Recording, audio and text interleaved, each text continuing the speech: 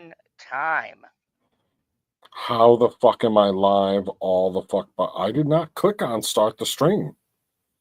I did not I click know on you that at didn't. all. You know who How the did? hell is it live and I'm not even there? You know who did click on it? The SAG winner from the great show that we watched.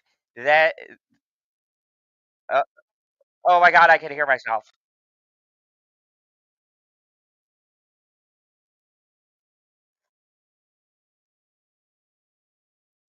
Oh, that's why I have me in the background. Welcome everybody to stream.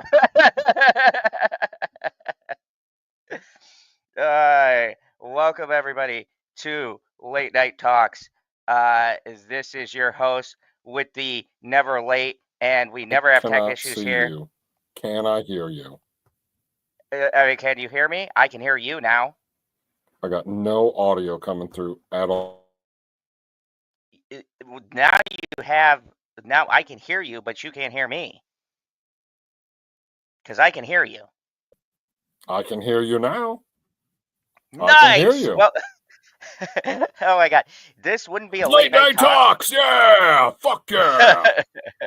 Welcome everybody to Late Night Talks. It's been a minute. We are here with great news, things to talk about. Some stuff not so great, but I guess I don't want to bury the lead on a story, so I'm going to jump into it right away because we covered this show, and I feel like we should give it the flowers it deserves because SAGs actually did something correct, PB. Colin Farrell won for the role of the Penguin, and during the ceremony, as a little funny thing, Jamie Lee Curtis calls him out for giving her COVID, and he said guilty as charged. So Colin Farrell, the He had Penguin, did sex with two Jamie Lee nefarious things. Curtis. He gave Jamie Lee Curtis the COVID and won the SAG award. Is this man not a legend?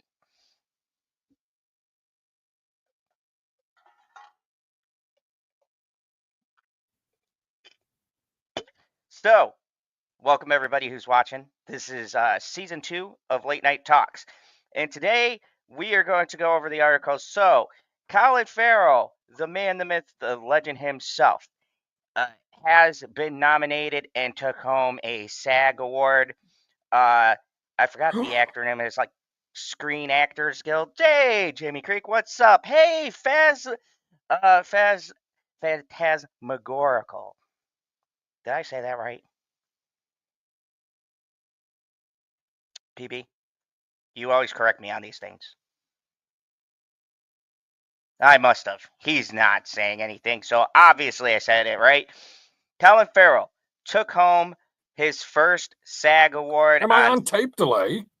You must be on tape delay. Okay, now I heard you. What's up, Cromel? How you doing? Holy shit. Okay, now I can hear you. Keep talking. I mean, Wow. I can keep talking, but if I'm on tape delay, it's going to make our conversation very difficult. Hey, Fanta, how are you doing? Good to see you here. I mean, I don't know if there's a super delayed response or if you're getting me on delay and then you're responding late, but I can hear you right away. So I have no clue. Welcome back to the Phantom Zone, people. The tech never works here. Stream, and it don't want me to do the stream. I mean, I don't know. This is like season 2, so we're starting off strong right now because the communication back and forth is already hilarious. So, Jamie Lee Oh Curtis. my god, I'm sure it is. I can only imagine what it sounds like I'm talking to you like. Oh yeah. Good news was I listened to some of our stream and it just sounds like you're answering our questions later, so that's cool. Fanta's laughing. So, Colin Farrell was given the award. Jamie Lee Curtis presented it. Now, you guys should know here in the Phantom Zone, I don't give a fuck about awards, Golden Globes, none of that shit. It's all rigged to me. But when I have been talking up this show, and me and PB talked about this, I think we gave this pretty much a perfect score. Jamie Lee Curtis presented the award when she opened the envelope. She read, and the actor goes to the man who gave me COVID at the Golden Globes, Colin Farrell. I don't even want to know what the implications of that is. Did my did my Irish brethren give Jamie Lee Curtis COVID through means I do not want to even begin with? Is there a bit of a little Colin Farrell and Jamie Lee Curtis behind the scenes action? Who knows? I'm gonna start that rumor. That would be fucking epic. But once on stage, Farrell responded with "guilty as charged" by Brandon Gleeson fucking giving it to me. So I'm just spreading the love. Is this man not a legend? So uh, I guess. Hey, morning, Christine.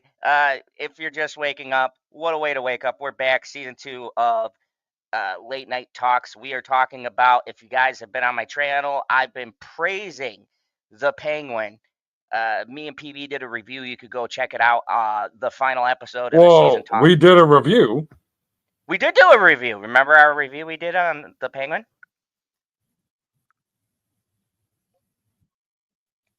Fucking A, man. I must be really good at that shit. Internet work better, you son of a bitch. Yes, God I damn. do. Your internet is really funky tonight. So, It's so bad tonight. oh yeah, I could tell, man. Your internet is being funky. But by the way, hello everybody. Wow. Glad you're here. Carry on. So he then complimented the room filled with so many people he admired. It is weird. So many of you I grew up watching on television and in film, and so many I've worked with over the years, and shared in the spirit of collaborative curiosity and all of the stuff that we fail at doing and succeed at doing, and none of it is ever quantifiable. Farrell said. And that's the beautiful thing and the annoying thing about what we do. It's just unquantifiable. No, I can quantify this. Colin, you're a fucking national treasure. The masterpiece that you gave us, the Penguin, should be studied in That's very museums. true. I don't think you could say his performance is unquantifiable. I mean, that's a nicer way of saying, "Hi, you fucks! I did something that was better than what you've put out in the past 20 years." I mean, Hot take. I would say that it's quantifiable in the sense that I cannot think of an individual actor off the top of my head in any role, TV or movie, that has personified the character that they were trying to embody more than Colin Farrell playing the Penguin. No, I can't either. There is a movie. Maybe we'll do a watch along Okay, for well then our. let's fucking go home. We're done. Okay, end the stream. Thank you everybody for coming. Welcome to season 2. We're trying to keep these brief this year. You got all the news and updates in just 9 minutes. PB, we're second records for the fucking new year. Okay, well, to fit it into the 9 minutes to get all of the updates, just to cover everything, Ezra Miller is still a piece of shit, and Alec Baldwin is the luckiest son of a bitch on the planet. Boom! We covered every topic. So he said it was unquantifiable. It's playtime. You don't get to fully grow up. You get to kind of keep the dream of a child alive to try to figure out what it is to be human, and it is so much fun. He also took a moment to thank his sister, revealing that they've worked together for 22 years and his other family. Dude, like, I just gotta say this, and look, maybe I'm He worked with his falling into. sister for 22 years? I,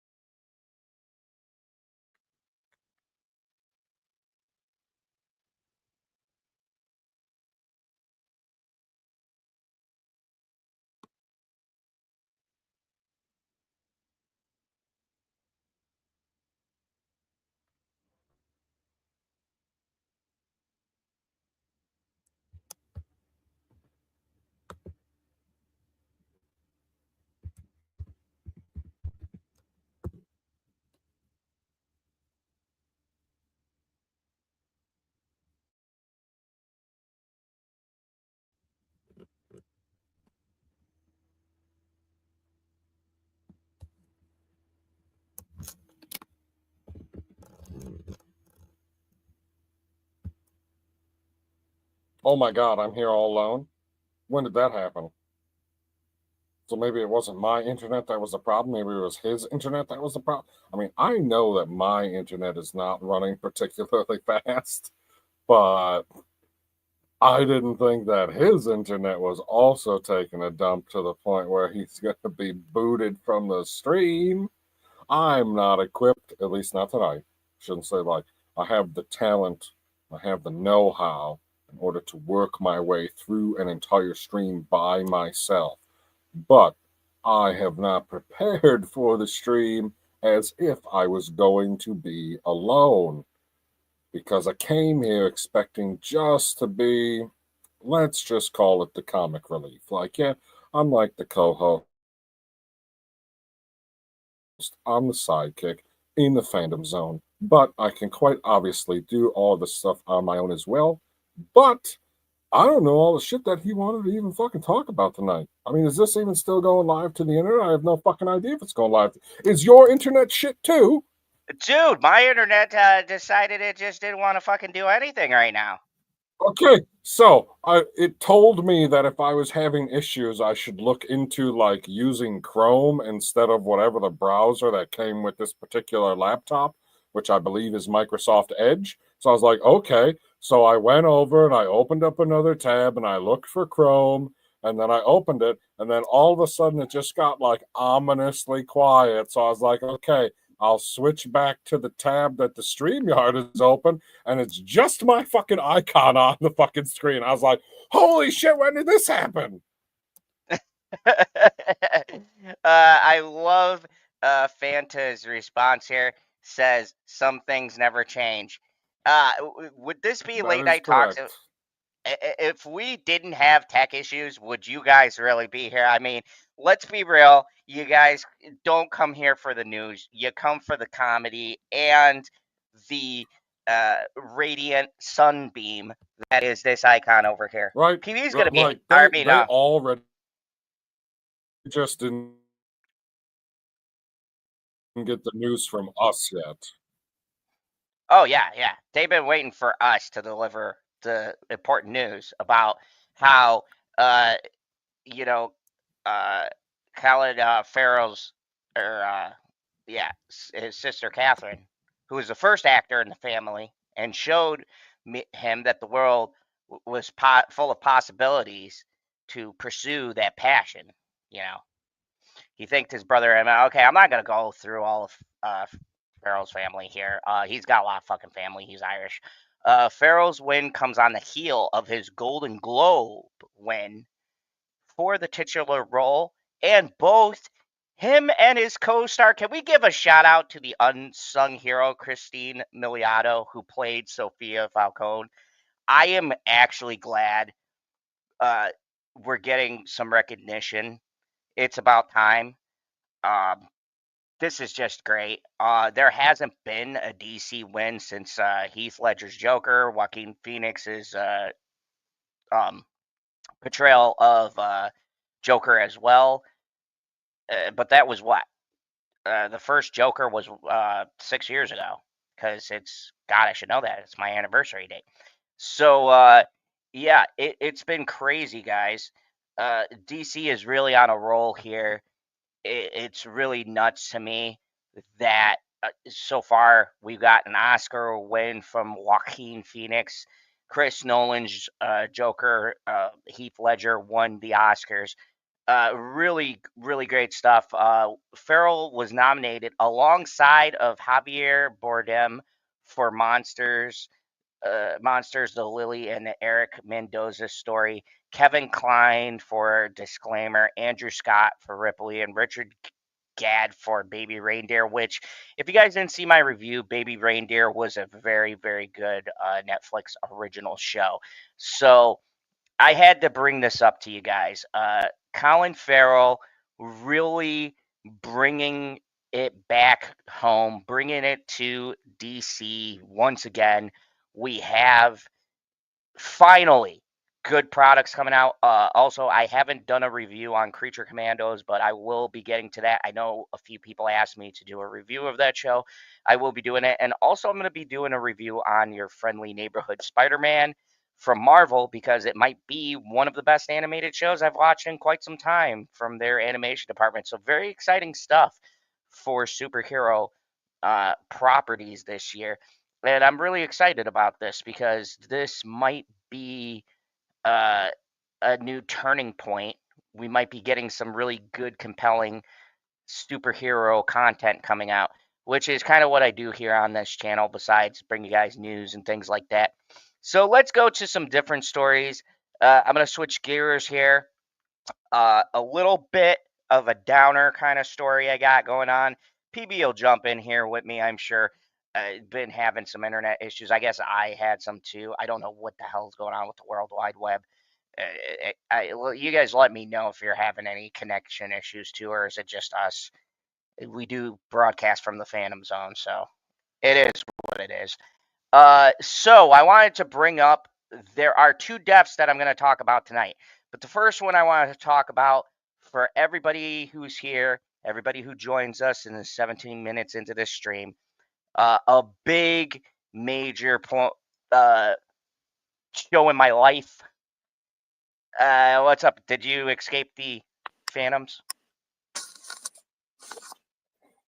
I'm on my phone. Is it working better?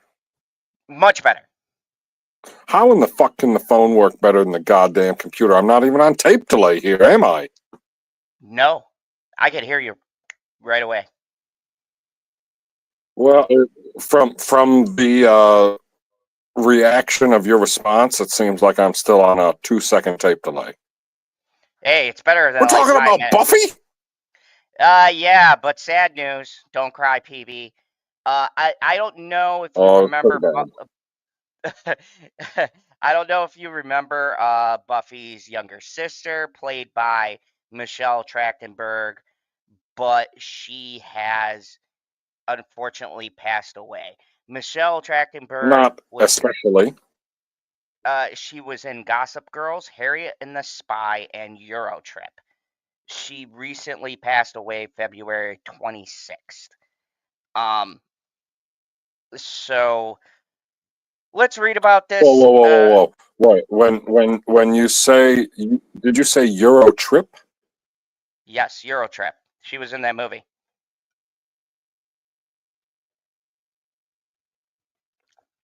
So you're talking about the hot chick that was in Euro Trip. How dare you, you sick fuck? No, it's okay. She would have been about our age. So like She died. 39. Yeah, I'm 40, so that means she's a year younger than me, so it would have been all good. It's not illegal, fucks. Not illegal. Fine. We were all the same age around the Fuck. same time. We were all old fucks. But this got me. Okay, thank you for bringing that up, Whatever, she Pete. was hot the whole time. She was hot the whole time, but this kind of jolted me because, as you guys know, I recently had a birthday. I turned 40. She's 39. And I don't know why it hit me particularly hard. I don't really, get into celebrity deaths. Like, if Nick Cage died, you guys won't see me on this for at least like That A is couple. true. I mean, the last celebrity death I was into, I can't even remember the name of the actor off the top of my head. I just know it was the guy that played Ball in SG1, and he died windsurfing in South Africa. Damn it! We always tried to warn Ball his recklessness would get him killed. Yeah, I mean, like the symbiote can only handle so much. So Yeah, one blown up ship. Damn you, SG1. Anyways, the 39-year-old actress' cause of death and the manner of her death were both ruled undetermined, which red flag. And a little sidebar, she did kind of go off the rails for a couple of years. There's implications she was doing drugs. I'm sure a big surprise to everyone. But this is oh no, a particular. celebrity that was doing drugs, I can barely believe it.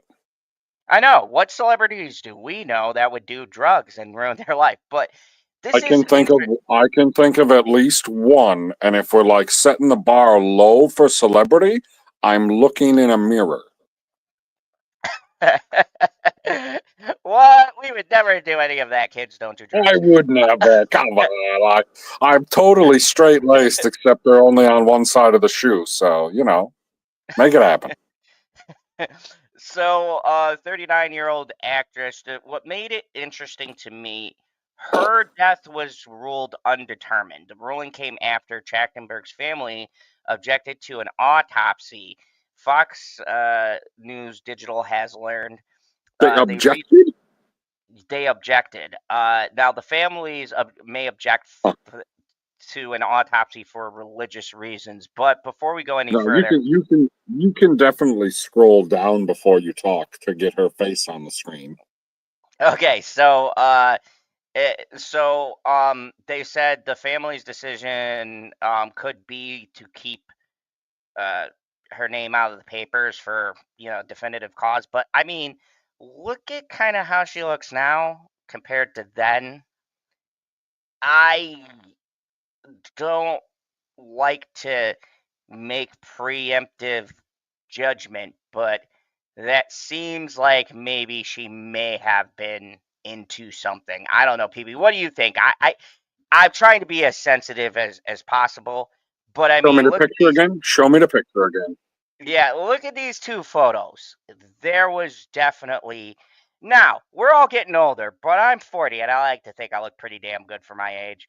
There is a huge Which wait, difference. wait. Hold on a This sec. is Are you telling me Buffy the era. picture on the picture on the left is supposed to be her older? Yes, Okay, well she's recent. I doing am. pretty fucking good for herself. I wish I fucking looked that good compared to when I was 20. I mean, let's be real though. We both look that good. I She's mean, looking come on. pretty good. Yeah, yeah. Hey, look at your icon. Hasn't aged a day. Not a fucking day. but no. But seriously, now let's throw out some speculations here because I don't want to do anything. But what do you think could have been the cause? Because as I'm looking down, as I'm talking to you, they did say she recently undergone a liver transplant and may have been experiencing problems. But we do know Hollywood, Oh fuck. drugs, drinking. I feel like there's more to this story than just oh, she died. Liver complications could have been it, but what led to that? Do you think maybe she fell off the bandwagon? Maybe she was doing stuff, got a liver transplant, it failed, didn't work out, or do you think the alternative was she was going through health difficulties, got a liver transplant, and it just didn't take? What's your medical opinion? My medical opinion is that my dad used to be a heavy drinker and he didn't get a liver transplant, but he did have surgery to remove the, I guess, dead part of the liver. I don't know exactly what they call it, technically speaking, according to the science. But if you had to have a liver transplant, like in my mind, you were a heavy drinker. Now, is that like the case for everybody that gets a liver transplant? Obviously not. I'm just like, running the numbers in my head and like giving it a splash of anecdotal experience to be like, okay, well, if you got problems with your liver, especially in America, you're probably a heavy drinker. And look, I don't want to say anything because you guys should know. Both me and PB thought Michelle Trachtenberg is hot. That doesn't mean we're reducing her down to whatever. Yeah. I don't know about you, but besides her looking good, I did enjoy her roles. I actually had seen her on circuits for Buffy. Yes, I am a nerd, folks. Welcome to the channel. And she seemed like a really nice, outgoing person. So I don't want to sit here and say we're looking at somebody who had a deep, dark depression. This could just be she did some drinking, got better, maybe messed some things up, got a transplant, and it didn't take. And that happens, fucking transplanted organs. I They mean, tell she you could that that isn't guaranteed. You I could. was going to say, she could have. Sorry, go ahead. Oh no, go ahead. You were onto something good. Well, I was just going to say, like, just because we both believe that it has something to do with alcohol doesn't mean that there aren't plenty of people all around the globe that have a liver disease that is caused by a genetic defect or something in your environment that you encountered that, I don't know, affected you differently than it affected somebody else. Like, I have no idea specifically. I'm literally just speculating. Yeah, and so am I. We don't know, and that's why I brought this up because the two deaths that I have to talk about tonight are quite fascinating, and I mean in a sense of trying to figure out because they're unidentified, they don't know what's going on, and that means that there's always something that we're not hearing about, something they can't disclose, maybe something out of place, something a little weird that makes the deaths so they can't definitively call it like rest in peace Kevin Conroy or Ray Stevenson. They passed away, natural causes, all that stuff. We had a definitive answer. But the two deaths I'm talking about tonight are very weird. And that's why I bring them in because PB is our Like, two PhD deaths. in the Two deaths. Who's the other death? Oh, no, I'm not gonna. People got to be staying tuned in to hear the second death. I'm Like glad we that I'm not prepared. you're gonna be surprised with everybody else. So the family requests privacy for their loss, so that's gonna be another issue. So even if they find out, here's another picture. She's gorgeous. Michelle Trachtenberg, Buffy the Vampire Slayer, Dude, died like, at 26, age she 39. she exclusively is the reason why I ever watched Eurotrip more than once. I don't give a fuck that she got stoned off her ass in the movie and made out with a character that's allegedly supposed to be playing her brother. She's hot. Oh yeah, come on. You've heard my debate on the whole Daenerys and Jon Snow thing. I will die on that fucking hill. Who Anyway, gives a shit, man? hey, she's twice removed. Okay, it's royalty bullshit. I'm not gonna get into this argument again. Anyways, Oh, uh, twice removed? Twice removed? Is that true? yeah, wasn't she the great grandmother or something? It wasn't Hold anything on, let like. me. I thought that she was his aunt. I don't know. I know it was something I'm that was very I'm vague in there. I'm pretty certain that the Mad King had three children, which is Rhaegar and the brother that she murdered with the fucking gold pouring over his head, and then her, and then Rhaegar being the oldest one, fathered the child, I guess, relatively young with Lyanna Stark, which was Jon Snow. So, like, the age difference, like, what, Jon Snow's like a year or two younger than her or something like that? But that's because her older brother is substantially older. So I'm pretty sure she's his aunt. I mean, But I, but I would have to double check.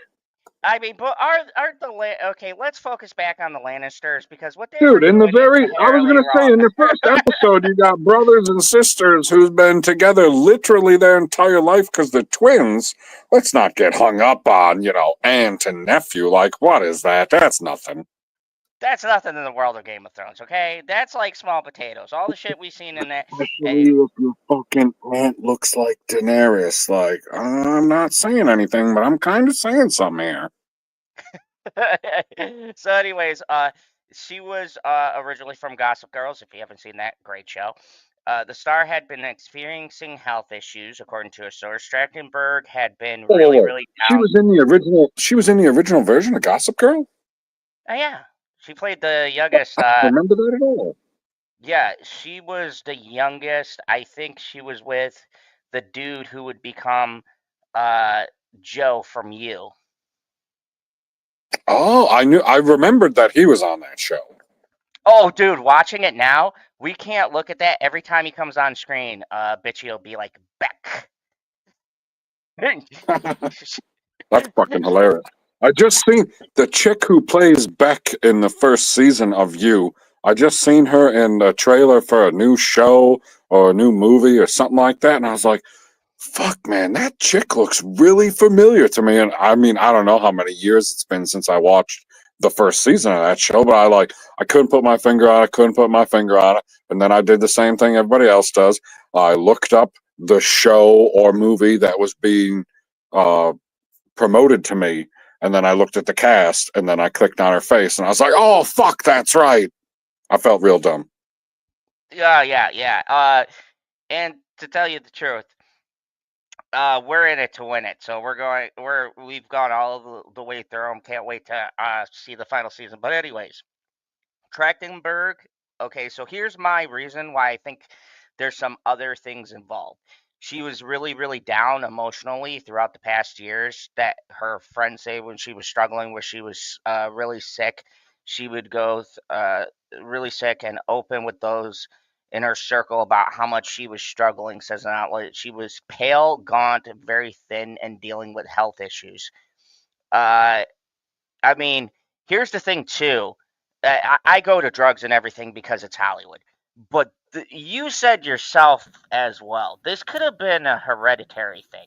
You know, this could have been. Here's a picture what my first love ever Dude, sent like, to me. okay, am I still on tape delay? No, I can hear you. I'm not on tape delay at all. Fuck you, Microsoft Edge. Fuck you and the horse you rode in on. What a shit fucking browser. Like, literally took me forever to download Chrome. And as soon as I opened up Chrome and added myself to the stream, now you can hear me more clearly and more fluidly at an appropriate time. Like, I'm not on fucking 5 minute tape delay anymore. And holy shit. Anyway, the point of what I was going to say was both you and I know what my proclivity is when it comes to women, and she's still hot. Oh yeah, yeah, without a shadow of a doubt. But to answer the question that I originally And asked. to not leave any questions out there. Sorry, I like my women thick. That is the way I prefer to enjoy them. And she's definitely not thick at all. But holy fuck, go watch Euro Trip, everybody. Go watch it right fucking now. What was your question? Okay, first off, to rebut what you're saying, maybe we should do a watch along because our watch alongs have a lot of views. So maybe we'll do a watch along of Euro Trip. I'll fucking buy it on Amazon and we can both watch it. But um, to the first question, uh, from the sounds of this, she I'll was going fucking through buy it it. for a while. Do you think maybe this is a hereditary thing?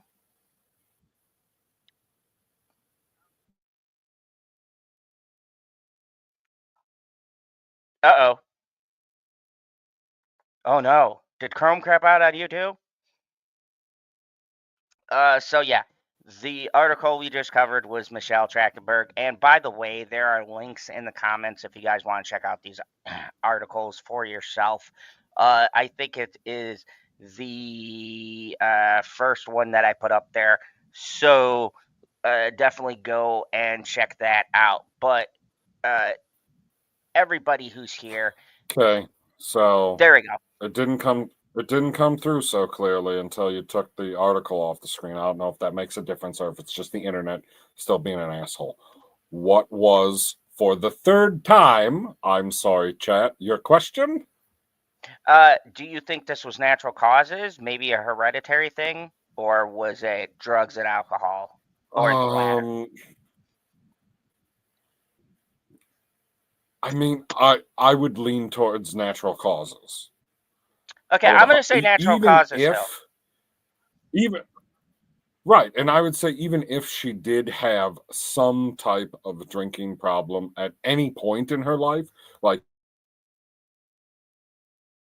she could have been drinking 20 years ago. I mean, she's 40 years old, so she could have been drinking. I mean, obviously, it's not necessarily legal, but who the fuck wasn't drinking when they were 19? Like, come on now. And in Anyways, Hollywood? like she could have had a problem.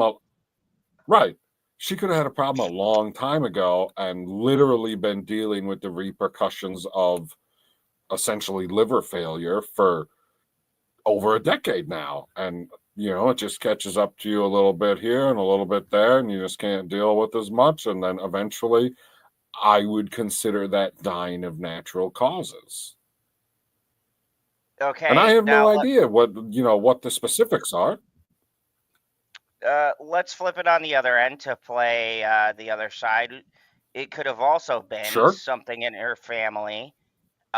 Maybe this is a genetic disposition specific to her family.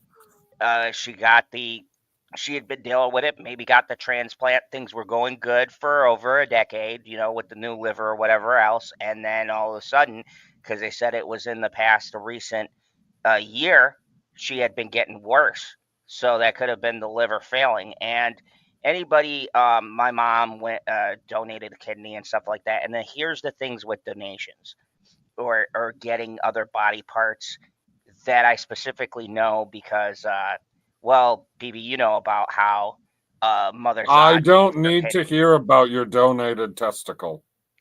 kidney. So, if you guys don't know, Mother Zod gave a kidney to a good friend of ours, and he wound up living. But there is a lot of caveats. You can't drink. You can't do anything that would damage it. He's got to Okay, take now pills for the rest of his life. to be fair, you can drink, but it's going to be exponentially worse for you than it is for me. Yes, exactly. But the point being is that there's no guarantee when you get a transplant that it's going to hold for the rest Absolutely of your not. life. I mean, at that point, are we talking about, like, if we want to go to the big one, lots of people get heart transplants. Are you living the rest of your life? I mean, obviously, you are in the sense of the things that you're deciding to do. But if we're talking about the fact that it's somebody else's organ that they were using up to whenever they got in an accident or, whatever the hell happened, like, I know that organ transplant doctors love motorcycle riders because they donate lots of organs. Like, that's just how it works. Anyway, what I'm getting at is you're living out the rest of the life that came with the organ that you were given. And that Ooh. doesn't mean, right, that doesn't mean that you can't necessarily live life to its fullest. Because let's say that you got your kidney transplant and you're like, fuck, man, I still want to go out and party. Yeah, you can fucking go out and party, but you're going to burn through that fucking kidney so goddamn fast. And like you said before, neither of us know if this is anything to do with genetics. Like, she could have had a bad time that she was born. Yeah, she could have been on borrowed time. Who knows? It could have been wearing on her body in general, and that caused the rejection after a while. Right. Right. I mean, and you add that fact into it because I don't, obviously, once again, not a scientist, not a biologist or anything like that. But when one of the organs in your body, and it doesn't necessarily matter which one it is working harder than it's supposed to, it puts a strain on everything else. Yeah, everything is compensating for the work. So essentially, you're still, no matter how you slice it, you're still on borrowed time, no matter what. Right.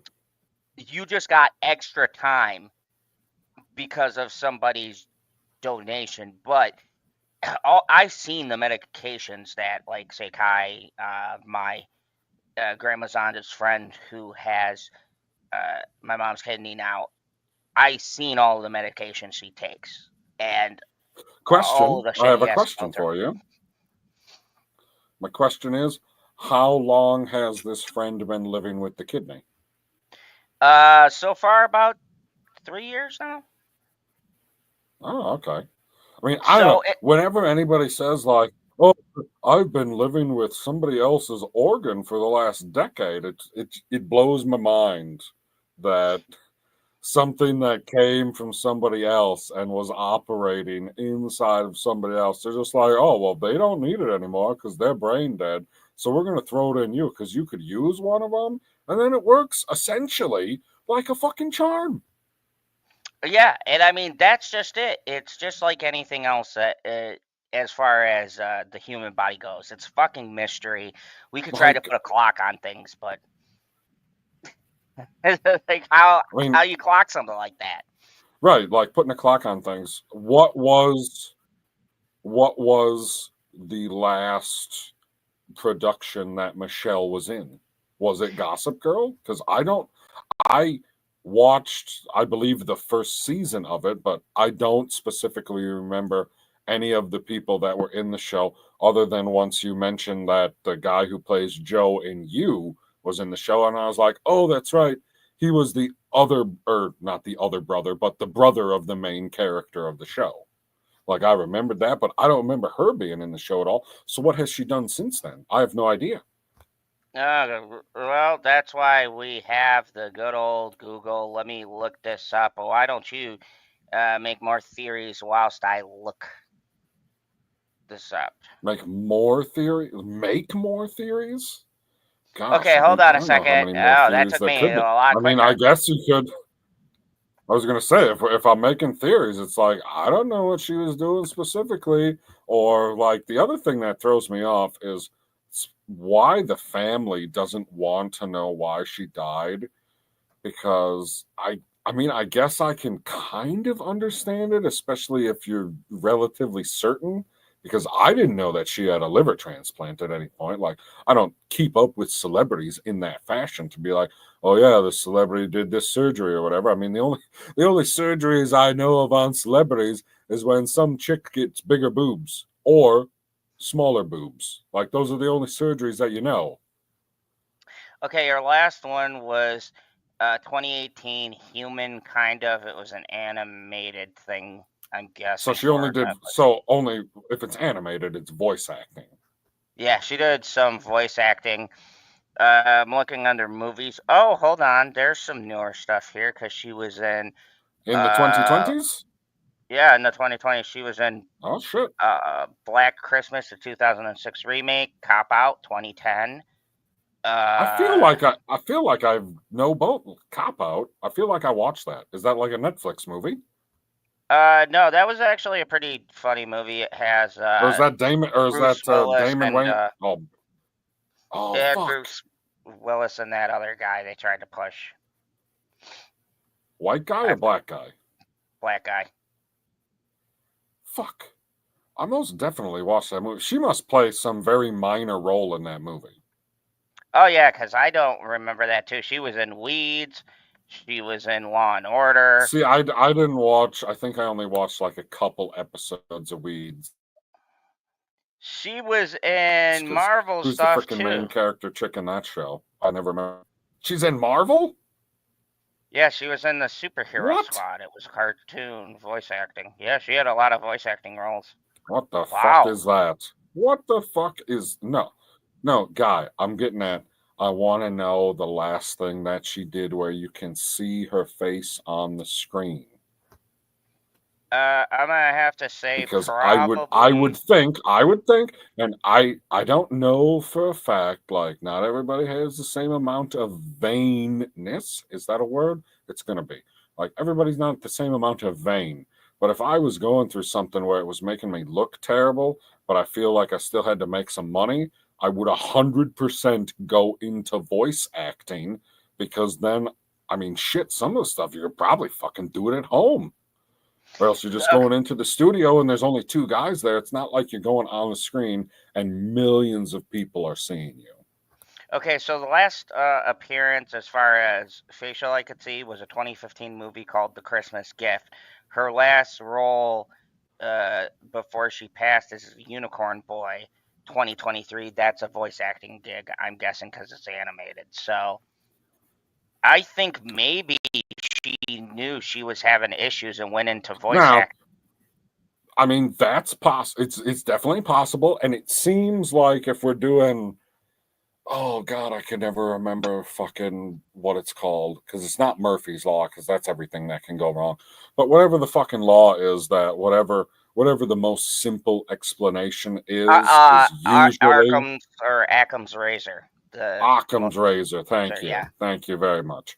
So, like, taking that into account, yeah, it makes me think that she knew that she wasn't looking up to snuff per se, and was like, well, I can still do voice acting, Yeah, because because why the Kevin fuck couldn't you? Conroy, a lot of people just make Well, I was you gonna make your say, killing off on the other side of the coin, Sean Schimmel might be her spirit animal, and she's like, that's definitely what I want to do. Like, I don't know.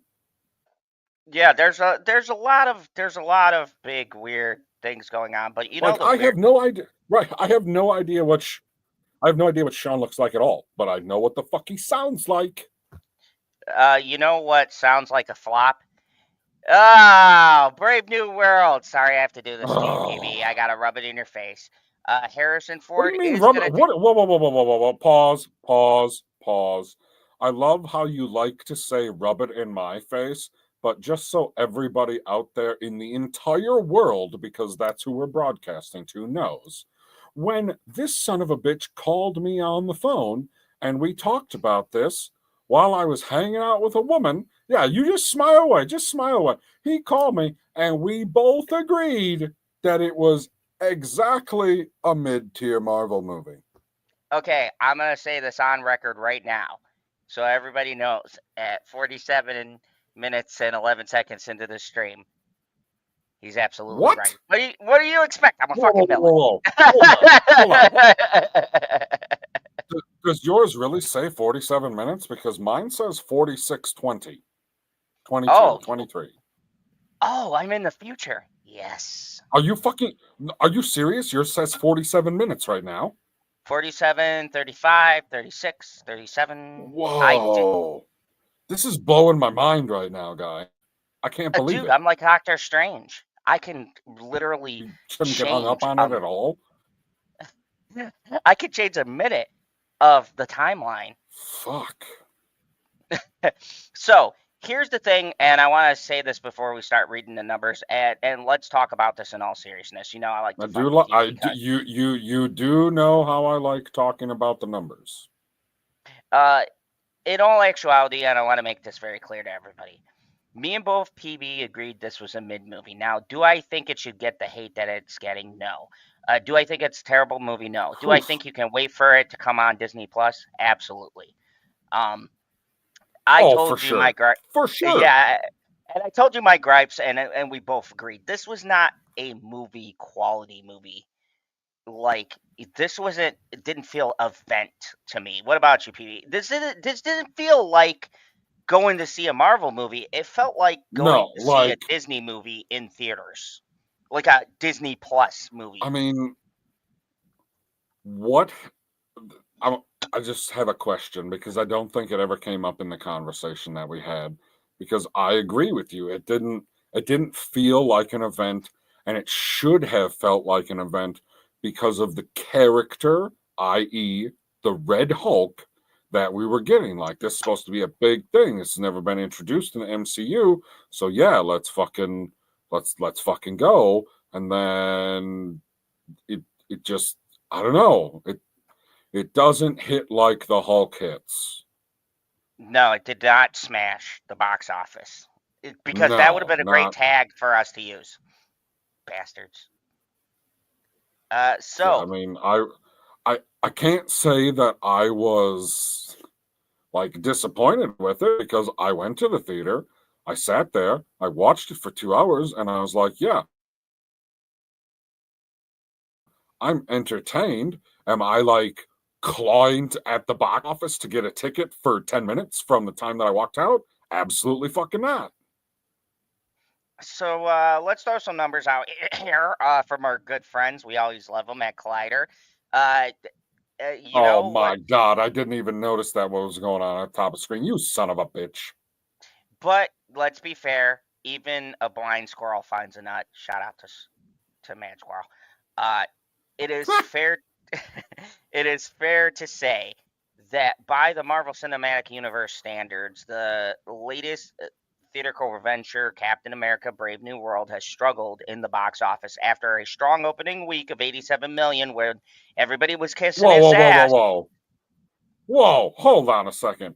When the fuck did under $100 million on opening weekend mean a strong opening weekend? Are you fucking kidding me now? That's where we're setting the bar at?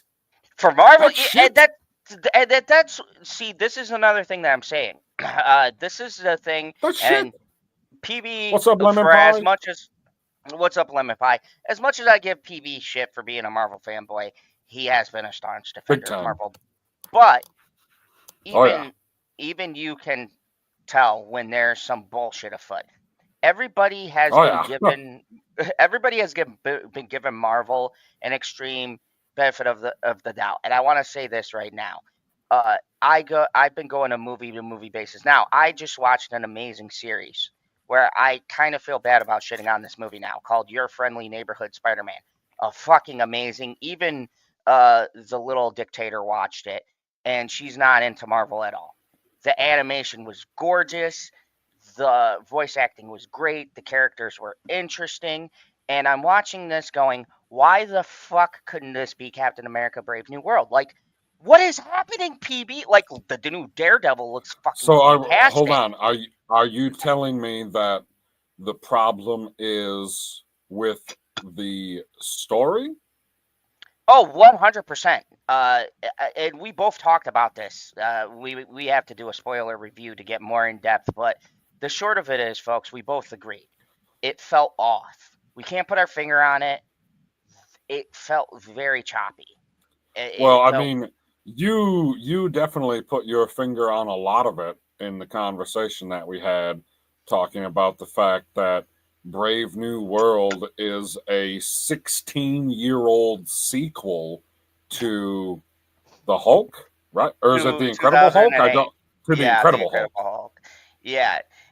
Which is wild to me because this feels like a holdover. I really think Kevin is revamping everything. I don't see. I completely disagree. I feel like what happened was he got let's say, sucked into the Infinity Saga. Like everything is coming to a head. I need to focus on that, and that's why like movies like Captain Marvel, being the fact that it made what 1 point something $billion. hmm It is not $1 billion quality movie.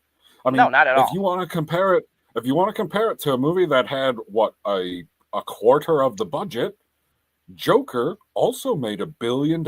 And when you watch it, you can go, I can see why the fuck this movie made $1 billion. It's spectacular. And when you watch Captain Marvel, you're like, how the fuck did this make $1 billion? The only reason it made $1 billion is because where it sat in the story. Like he was totally engrossed into it. And after Brave World, my feeling is that a lot, not all, but a lot of the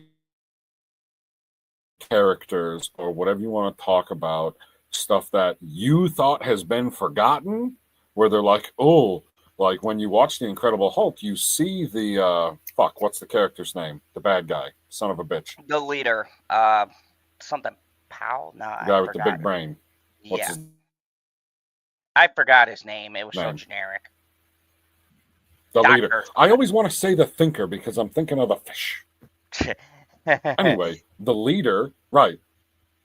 No, he was introduced 16 years ago, and what, for 3, 4, 5 years? Like, obviously, he's still in your mind because you're into the MCU, you're getting into it. We're leading up to the Avengers, and you're wondering, is he going to play a role in anything? And then you get past the Avengers, and you don't see him in anything, and you completely forget about the character. And then, boom, it pops up, and it hits that fucking nostalgia trigger. And I think they're going to go through a lot more and wrap up a lot more of these other characters that you've forgotten storylines. That hopeful Marvel young lad in you. I feel bad for you. So, anyways, 87 billion worldwide. Brave New World's earnings did a 68% drop its second weekend, the third worst since Ant-Man 3, the quantum bullshit, which also had a 60, well, no, they had a 69% drop, and the Marvels had a 78% drop. Still with the movie dominating, it's not dominating the February box office. Actually, Companion is a way better movie. Go see it. Um, After already rising above Dwayne The Rock Johnson's in the list of leading actors in the domestic box office, that's debatable. Ford is said to pass another Hollywood icon at the end of the week. The total revenue across the entire acting career, Ford is just 11 million behind Captain Jack Sparrow himself, Johnny Depp. So him, good for Harrison Ford. He is right behind Johnny Depp for his portrayal as the Captain Jack Sparrow. For all you Depp fans out there, so Harrison Ford is still hanging in there at his age, and we said this when we were talking. We definitely should do a spoiler for the movie, but his acting was pretty good. I heard of some bullshit, and you could go see my Brave New World review, of course, after this. But I said Harrison Ford's acting was one of the strongest things in the movie. I think he did a great job as the new Thunderbolt Ross. The original actor passed away, rest in peace. And I think his acting was not the issue. I think I would even go so far as to say Anthony Mackie isn't bad in the movie. The problem is the script and the way things are edited. There is some really bad editing in the movie, just tremendously noticeable. And I don't mean bad like Madam Web bad. I'm talking about for Marvel putting out a quality. And this is what I want to highlight, folks. I'm not saying Marvel is in the state that Star Wars is in. I don't think any franchise is at that level. Okay, Star Wars is a fucking. Are we talking about the fact that everybody thought that Kathleen Kennedy was leaving again and then she didn't? Yeah, like I said, Star Wars is. I thought it was hilarious right, because right. once again, I said I was like, bullshit. okay, I'm seeing tweets come through, like I'm seeing the notifications, Kathleen Kennedy, Kathleen Kennedy, Kathleen Kennedy, and then the YouTube notifications start coming through, Kathleen Kennedy, Kathleen Kennedy, Kathleen Kennedy, and I was like, no, like unless your headline is Kathleen Kennedy has retired or has quit or is moving on or whatever version of this you want to say, like I'm never going to believe it happened. And then hilariously, I saw the tweet from John, John Talks Star Wars. Oh yeah. Yeah, I seen the tweet from him, and all it says, I don't even remember who he screen capped or who he was what's the word? Quote posting? Quote posting? Is that what they call it now? I don't fucking Quoting. know. Right, the quote tweet. And he goes, how many times are we going to go through this? And I responded back to him, unfortunately, John, every time. Dude, Kathleen Kennedy, the only way we're going to remove her is to do what we did to. Never mind, I'm not going to make that joke. You guys can fill in the blanks on that. Folks. Yep, fill in the blanks, people. Every time.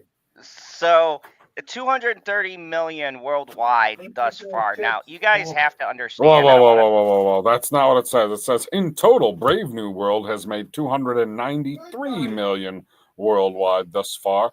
split between a domestic haul of 145 million and a 147 million overseas market, which, if we keep the tracking even compared to the big Avengers, that's about right. It's usually 50-50 between domestic and overseas. The only one that is like the outlier on that is Black Panther.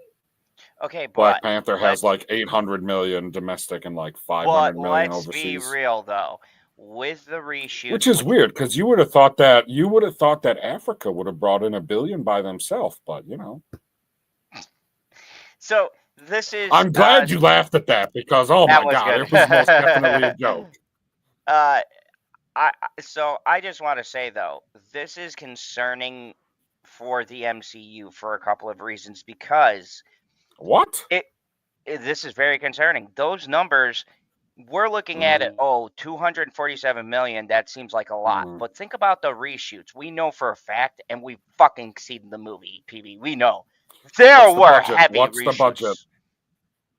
Okay, from what I read and from what I watched, because I obviously read articles and I watched YouTube videos about it of people probably commenting on the same articles that I read, but that's not the point. The point is, from what I was told, there was 20 days of reshoot, and that equates to about 30% of what you've totally shot, which means they reshot 30%. Now, to be fair, you don't necessarily know, because some of the stuff is just going to be outright cut, in the sense that, like, we shot it, we made the scene, we put it in the movie, we put it in the trailer. Example for this one is whatever the funeral scene is supposed to be was quite obviously filmed and quite obviously put into the trailer for us to wonder what Marvel character died this time, and then there's no funeral in the movie at any fucking point. No, not at all. So there is going to be stuff that is just literally cut, but from the way that I understand it, they reshot essentially 30% of the film. That doesn't necessarily equate to 30% of the budget as far as the cost of making it, and not the cost of promoting it. Because if you don't have to rebuild a set, but you're just filming something differently, or if you're just going in front of a green screen and filming a different line of dialogue, or if you're literally just adding a line of dialogue when your character is, let's say, off screen, but on the other side of the room, like, those things, like, they take time. Like, you got to come in and you actually have to do it. So that's going to count in the filming portion of it, whether you're actually filming video or just taking audio to get added back to the movie. So, I mean, taking all of that into account, you still got to, like, throw a number out. So if we're going to say that 30% of the movie was reshot, I would say that it's going to be roughly 30% of the cost to reshoot it. Right? Yeah. And then because even if you're paying, and they held the movie too, remember? Right. There so was delays, so even if you're paying the actors a set fee, like, I don't know the number, so I'm just going to throw it out there. Let's say Anthony Mackie got $20 million for the movie, which I don't think that it's that much, but let's just use a number. When he has to come back in for reshoots, the way that I understand it, and I fully admit that I could be wrong, when he's coming back in for the reshoots, he's not getting like 20 million plus because he had to reshoot stuff. He's just getting the 20 million until the job is done. At least that's the way that I understand it. Now, the other side of that coin is like when you have Robert Downey Jr. getting a percentage of the profit from a movie. That's a completely different part of the conversation. Like, for that, when it comes to the production cost of the movie, because it doesn't cost you anything to pay a percentage to one of the actors or producers or whoever is getting the percentages from the movie. And by the way, welcome, Planet Q's What's Queen. up, Q? Good for us to be back. KK, yeah. Oh man, it feels good. It feels good, guy. We gotta do this next week. Was KK fired? Then, just kidding again. It's It's complicated, apparently. She never was. Somebody wanted to get back into the algorithm. Guaranteed. From how I hear it, now, this is coming from sources that debunked the initial rumor, is that she is grooming a successor, someone within LucasArts. Apparently, a lot of people don't like her. Big fucking surprise. Leaked that she was being fired, but she was actually just grooming somebody to take her position. There are exactly 2 people that I can think of, excluding, obviously, George Lucas. I have no idea how much it would cost to pay that old man to come back and fix everything. Now, am I opposed to that? Absolutely fucking not. Like, if you give him an extra $1 billion because you've already made your money off of Star Wars and pillaging everything that I love, that's not the point. The point is, there's only 2 fucking guys on the planet that I can think of that should actually have the job that she has, because from what I understand is that she's essentially the Kevin Feige of Star Wars, but she doesn't know how to make a fucking story, which is a real problem. You know what is that's not a long term. Anyway, the 2 guys, it's Dave Filoni, and then who the fuck is the other guy who's always talking about the Clone Wars, and I can never remember his fucking name, and he played Doomsday in Smallville. No, not Jon Favreau. No, the younger guy. Who's the younger guy that's always talking about Star Wars? He's got really dark hair. I don't know, but you know who it is? It's not neither of them. It's Olivia something. She's grooming a woman. Okay, I'm out. I'm sorry. Pass. Yeah, you think Kathleen Kennedy would give her the reins up to Dave Filoni or Favreau, who knows Star Wars? No. This is my theory, and folks, hot take. Anybody who's been here, we've talked Star Wars for years. Now, my hot take: she fucking hates Steven Spielberg. She hated George Lucas. She hated their success. And her sole goal, and I can back this up by years of this bullshit we've dealt with in Star Wars. I believe, honestly, she wanted to kill this franchise, and not only kill it, but then dig a grave and bury that fucker so far deep that Star Wars will never again be able to be great. PB is so fucking distraught he had to go pee. So yeah, folks, welcome Planet Q's Queen, and yes, we're talking about this fucking bitch. I just can't ever escape her. But this is just my theory, folks. So listen to Zod is gonna get his tinfoil cowboy hat and or security hat. And I'm gonna break it down for you. My theory is, it has been thoroughly noted, and you guys can look this up. It's been thoroughly noted that Kathleen Kennedy only got this job because she studied under greats. I'm going to say she might have given some exec head. I don't give a fuck. Come at me for being sexist, whatever. Because the bitch can't write and she can't direct, and she can pick directors but can't fucking like oversee shit. So she has, in my mind, no qualifications at all. She's proven it for the past fucking 15 years or however long I've been living in this fucking hell. And my theory is, folks, she never gave a shit about doing anything with this. I think she hated money. She loved the money, yes, but I think she hated the fact that these men above her were powerful, and she wanted to bring this fucking down, and she did. I think she had a huge fucking gripe, a big ass chip on her shoulder because she was with greatness like Spielberg and Lucas and all of them. And she was like, oh, I never got the spotlight. I never got the glory. So when she was in a position to get it, what did she do? Instead of proving that she could be there with the greats, right? And letting it flourish, even if you got to take a step back and go, okay, somebody's got a vision. No, that's kind of fucking nuts. Get out of here. Knives Out director, whatever. Fuck. No, you're fucking crazy. Oh, Ryan fucking Johnson? Yeah. Shit. Because do you think if George heard a pitch from Johnson, he would have taken that shit? Now, don't get me wrong, Rian Johnson's very creative at what he does, but he doesn't give a fuck about things like Star Wars. No, he would have looked at that and said, "Get the fuck out of here." Okay? You didn't Oh, tell me that there was a new Andor trailer for season 2. I wanted to surprise you at the end of stream. Who ruined it?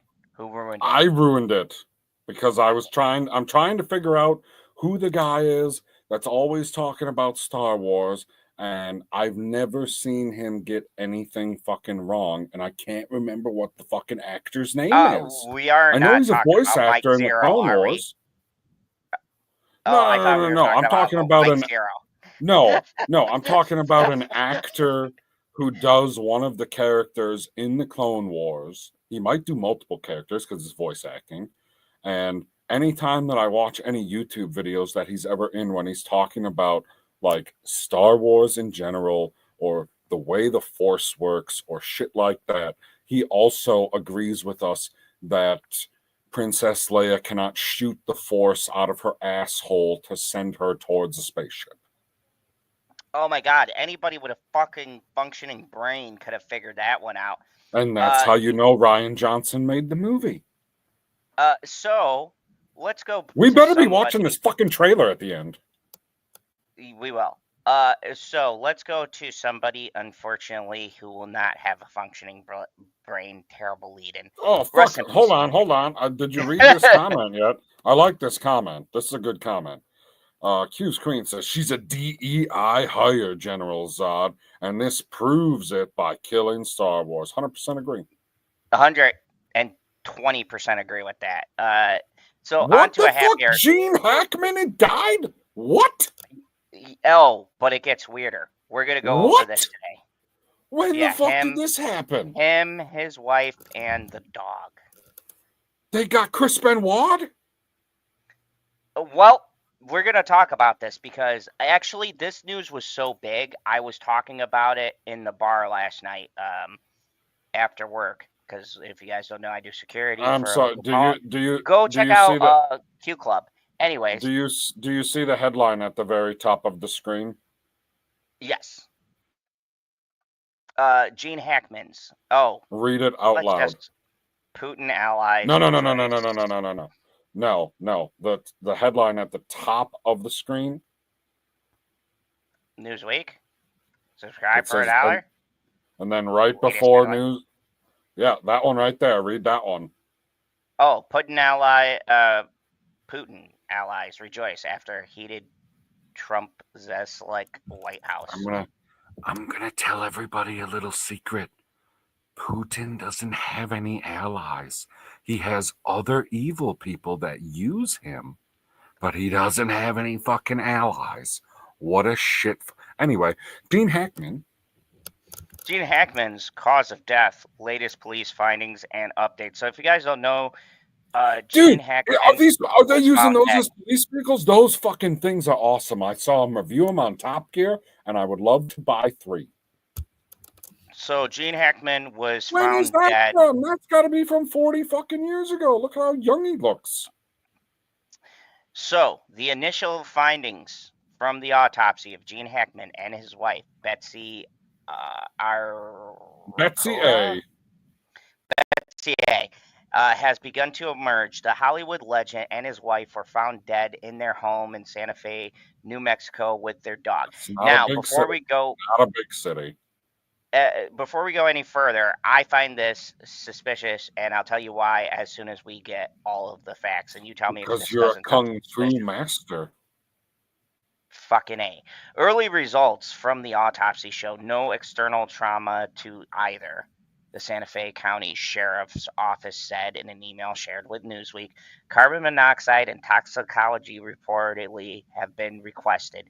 The Santa Fe County Sheriff has said that the manner and cause of death is under investigation.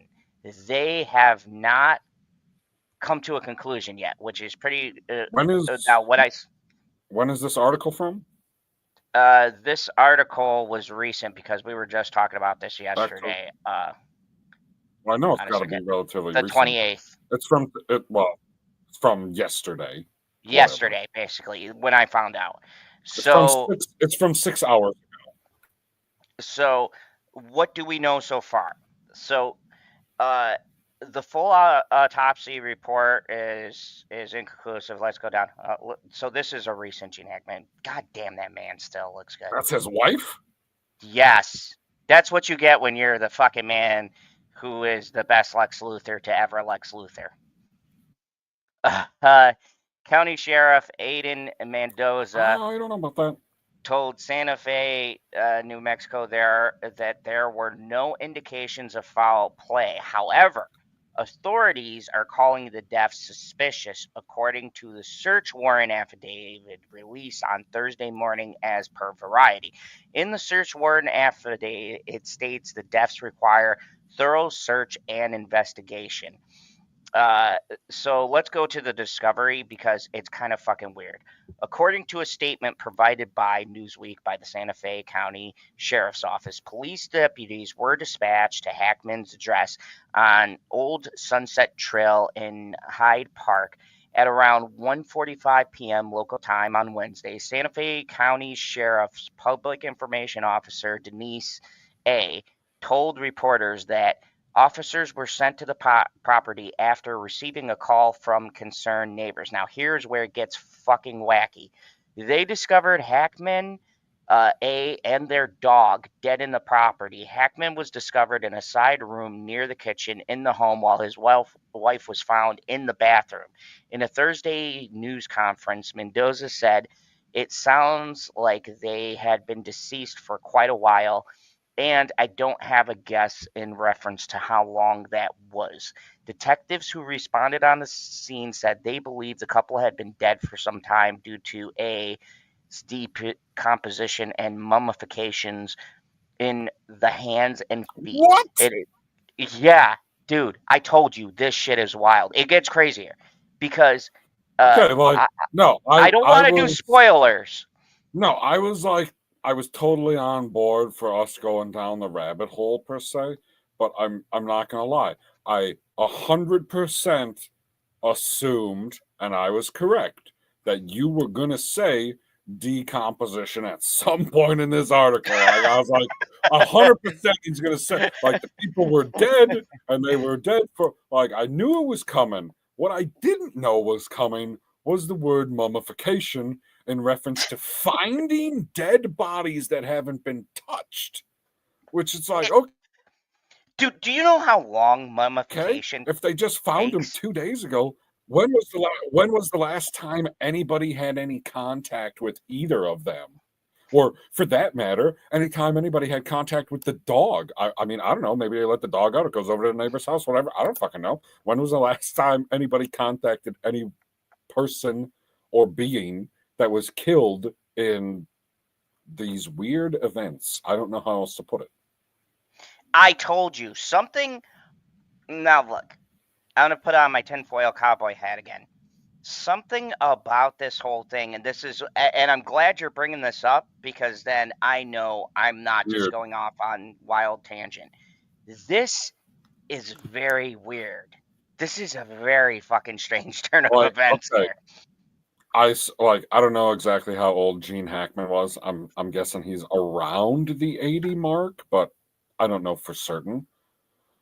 But he also seems like the type of person, being a very well-known celebrity, that someone is going to try and contact him on a daily basis.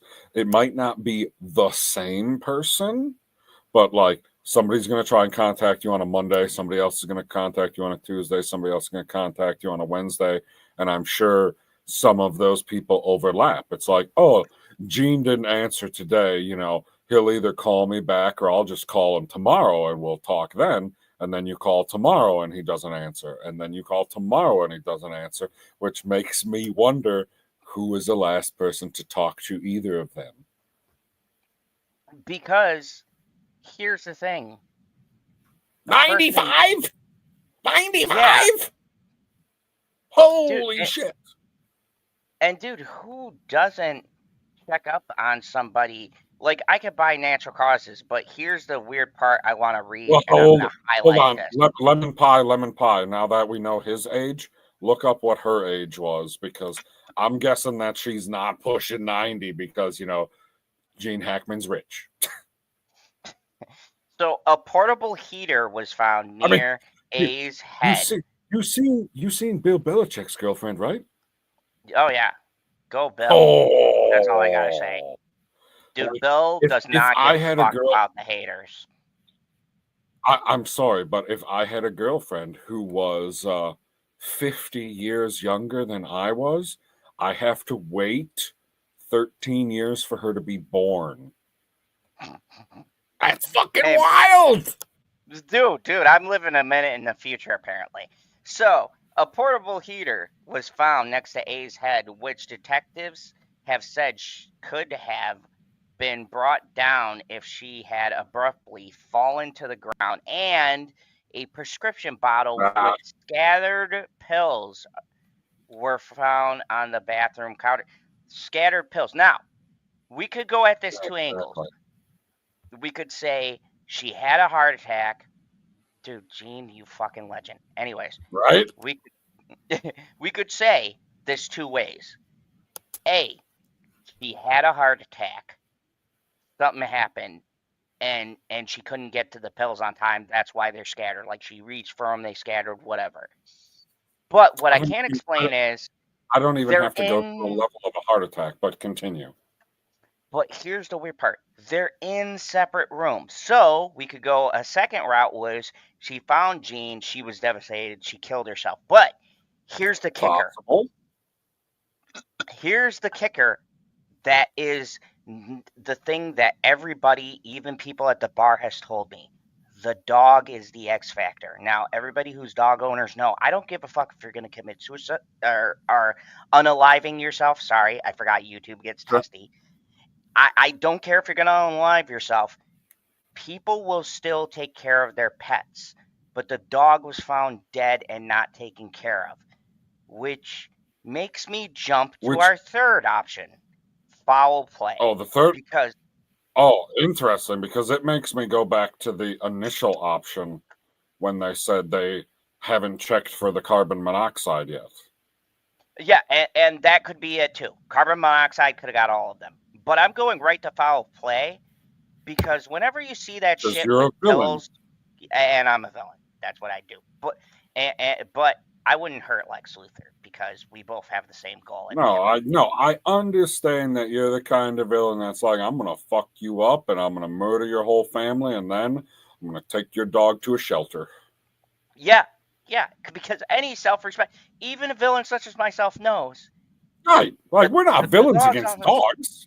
No. Dogs are off limits. So it makes me think either A, it was a catastrophe that carbon monoxide leaked in, it is the silent killer, and they all died. Maybe she realized something was wrong. She thought it was her heart, reached for the pills, they scattered all over the place. Or there was foul play.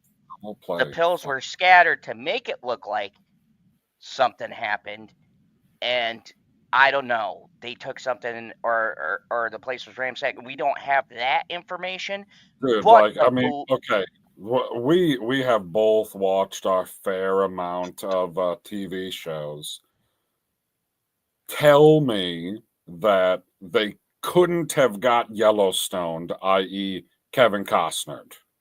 Oh man, maybe that's where my mind went. Like, because this just seems weird, man. And the police, here's the thing that I was saying in the bar. They still open the investigation, which means they think there's something to look into.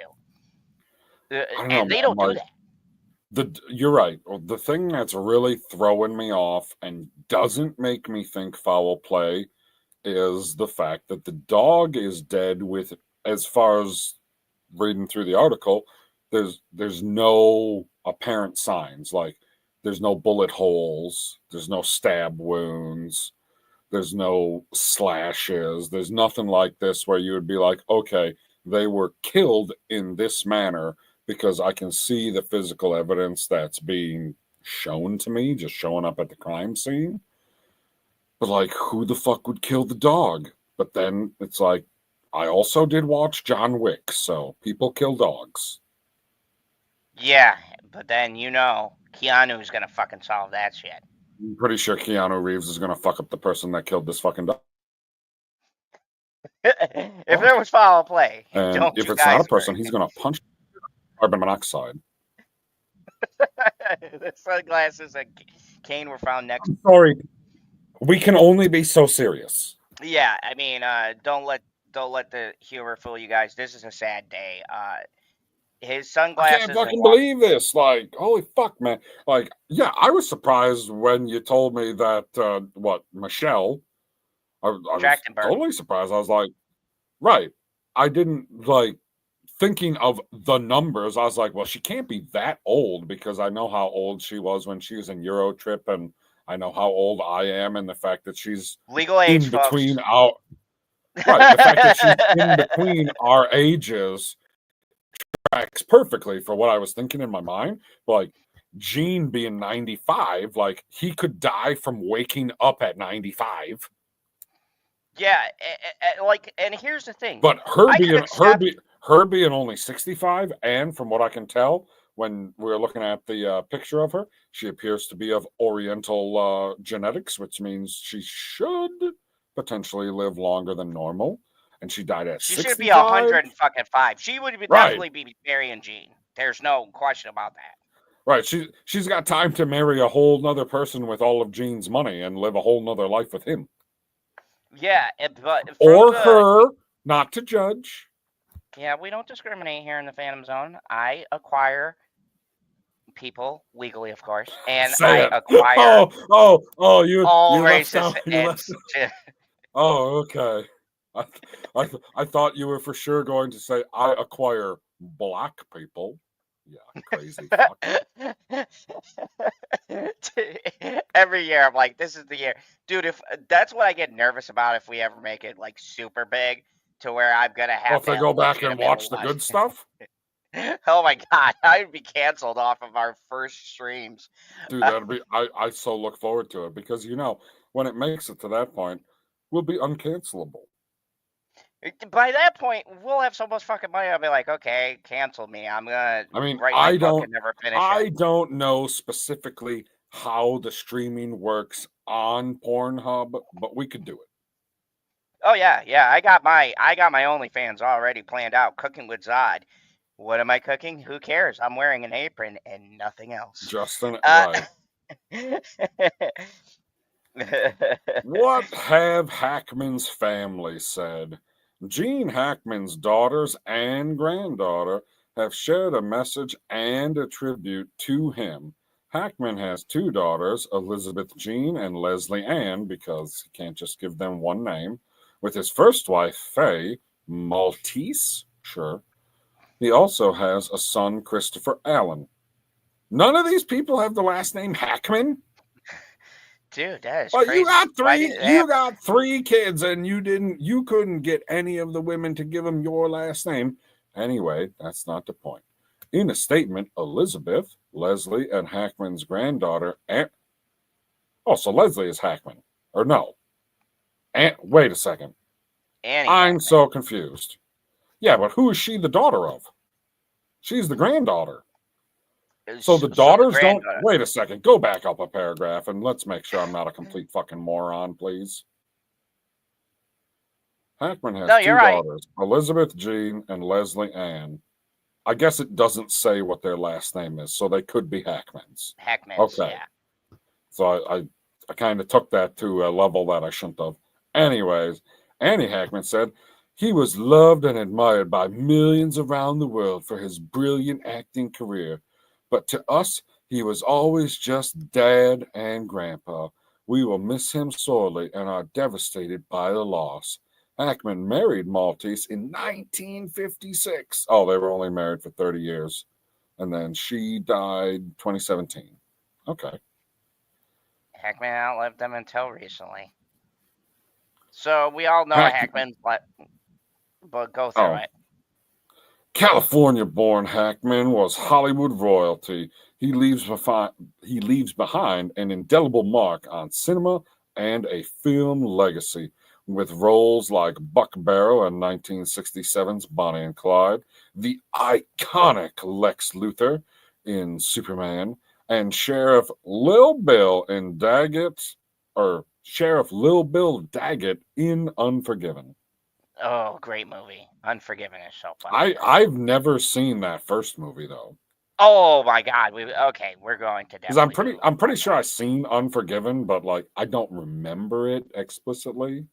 Dude, But pretty Unforgiven sure I've has seen it at some Clint point. Eastwood and fucking Gene Hackman. Oh my God, the performances. Gene Hackman plays the best asshole villain of all time in that.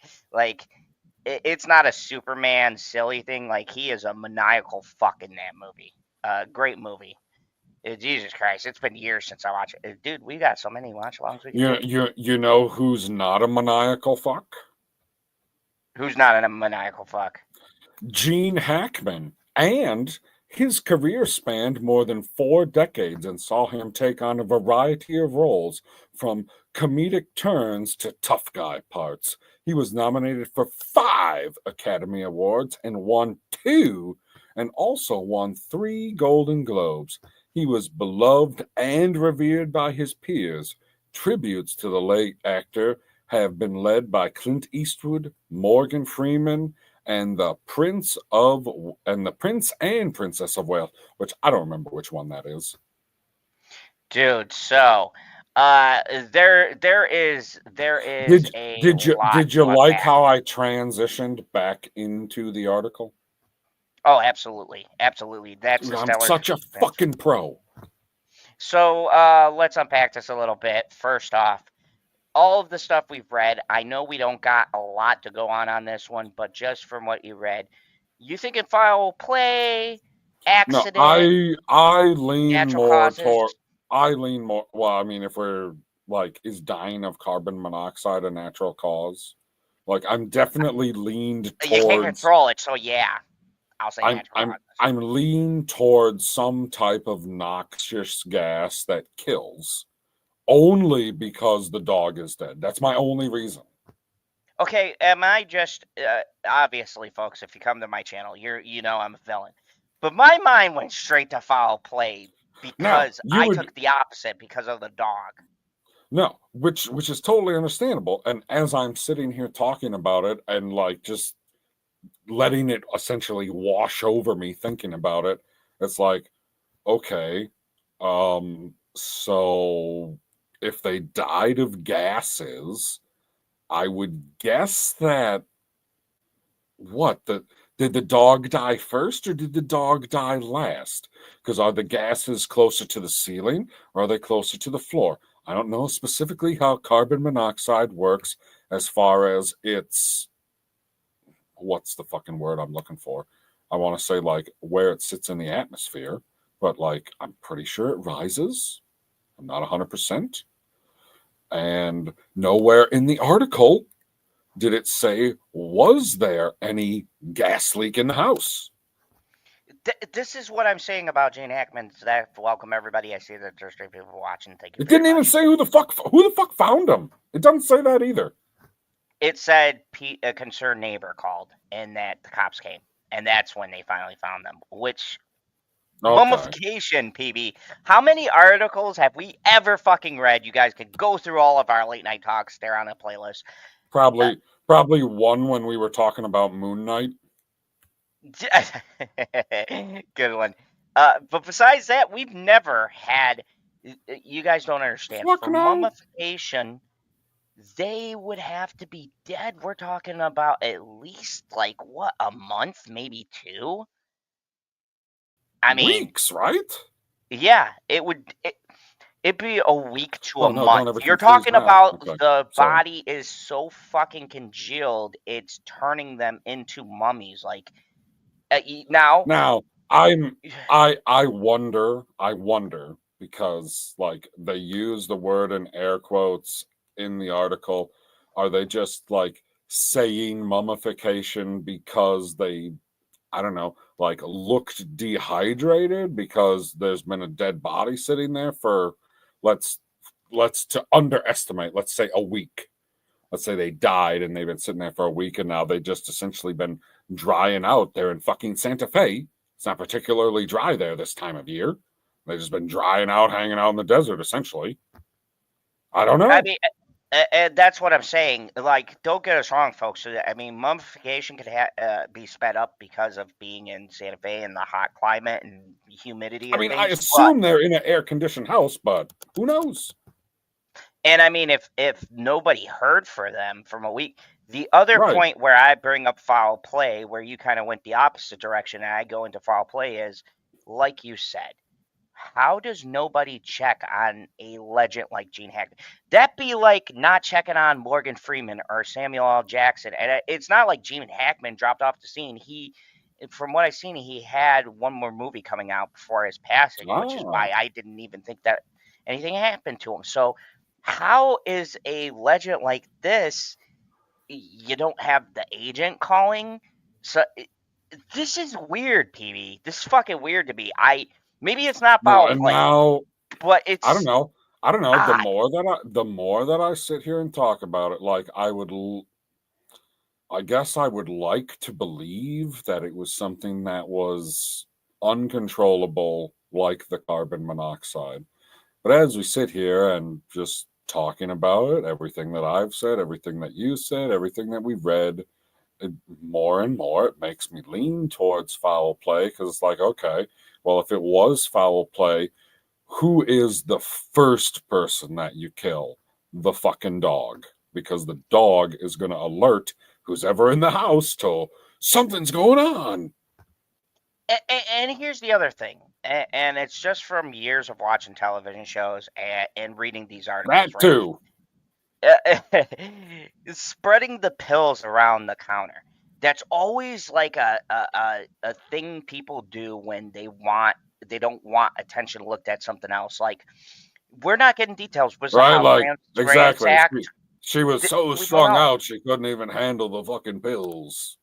Or how I've heard people explain it to me, which I can't in my mind buy. It sounds sensible, but I can't buy it. They're saying maybe she found Gene. It looked like he collapsed somewhere, according to the article. He had his cane. Right. If I wanted to get on board with that story where she's like, oh my God, my husband is dead, I have no reason to go on, because maybe, and I don't know their personal life, maybe she doesn't have any other family. Maybe it was just her and him, and she, like, he's got other kids, but maybe she ain't got no other reason to be around. She's like, well, fuck it. It's in that story, she must have been the one that killed the dog then. But then it still That doesn't make any sense. Because if she was going to do that all along, that would say to me she wasn't a dog lover to begin with, and she would have gotten rid of the dog years ago.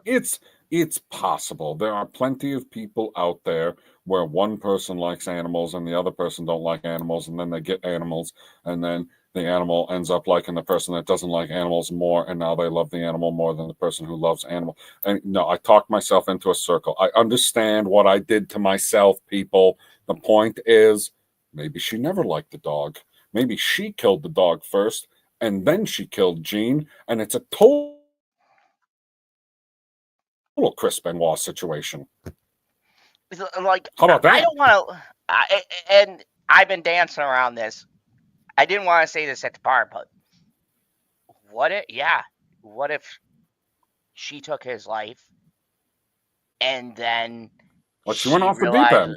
Yeah, she went off the deep end, and the pills were scattered because, if she took a lot of pills and she didn't finish the rest of them, fell down or whatever. But here's the thing. She fell down and the pills are scattered everything, like she was reaching for them.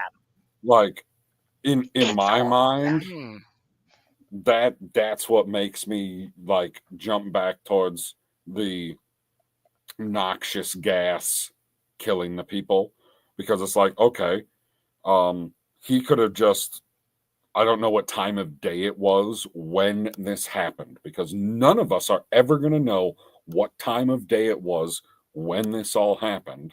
So let's just say it's in the morning and she gets up out of bed and is like, oh, I got a headache. I'm going to go to the frickin' bathroom and I'm going to take some pills. I see what you're cooking. he maybe he wasn't even necessarily dead at that point, but he's just essentially laying in bed sleeping, like dying slowly, sucking in all the gases while he's asleep.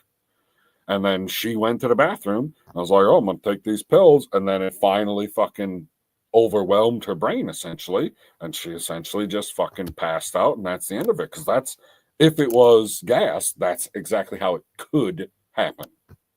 Okay, so here's another theory that I was concocting, because they found his cane, his walking cane. We read that, his jacket and everything, and shades, and he was like, he fell. So maybe he went to take the dog out, right? And he's calling the Okay. dog, not knowing the dog is already gone. He then, as he's going to the door, finally gets to him, because if it's a gas leak, who knows how long they've been breathing it in? But maybe he woke up, maybe he was heading towards the door, like, not realizing, because once again, folks, if it's carbon monoxide, they would not know. And so he goes to the door, right? Nope. And right as he gets there, drops. Now, she, like you said, will go with your theory, has a headache, not feeling good. Carbon monoxide does that. She goes Oh yeah. and she's like, I got a headache. I'm going to go take some pills. And he's like, maybe he yelled to her, honey, I'm taking the dog out, blah, blah, blah. And she's like, okay, cool, love you, mwah, kisses, whatever. I got a headache. Goes to the cabinet, boom, goes to take the pills, is open them, bam. They spill everywhere. She drops. And then he doesn't even make it out the door, drops too. So dog's already gone.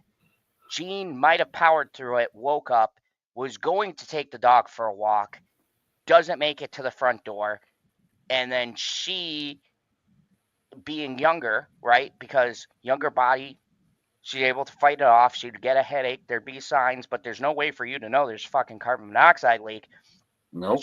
She goes, grabs the pills, and drops in the bathroom. Boom, boom, boom. Now, here's the only thing that bugs the shit out of me. How, for weeks or months, does nobody check on them? That's the only thing. Do you think maybe the day before there was a call, or like it's just a Okay. timeline, and I can't track that. Now you got me going a completely different direction. Now I want to look into all of the people that are close associates or financial advisors or lawyers that are in charge of this money or that money. And it's like, oh, let me move all this stuff around, and oh shit, he caught me or she caught me. Or more fun, the dog caught me. And they're like, nope, gotta do them all in. Like, and at that point, I'm not saying that like the individual person did it, but that's like, hey, I've essentially laundered and scammed all of this money.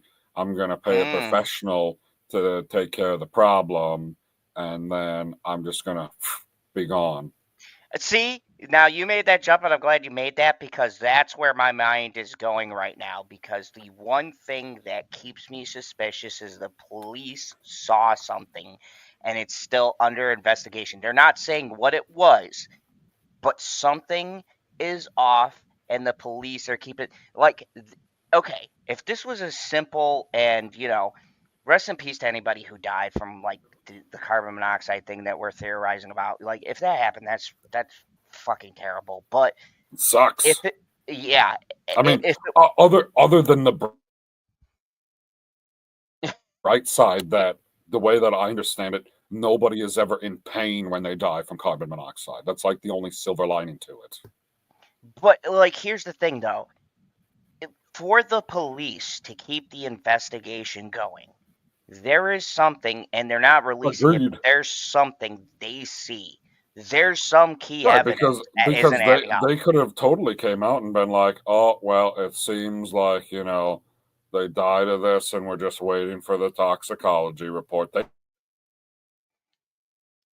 could have said that, but they're like, well, we're not sure, so we're keeping the investigation open. It's like, okay. It's one of those things where you see the layout in our heads, and we've done this with a lot of articles, if you guys have been watching us for a long time, where certain things we hear, It's Occam's razor. Ha! We brought it back to the original discussion. Yep. Huh? See what I did there? Occam's razor, right?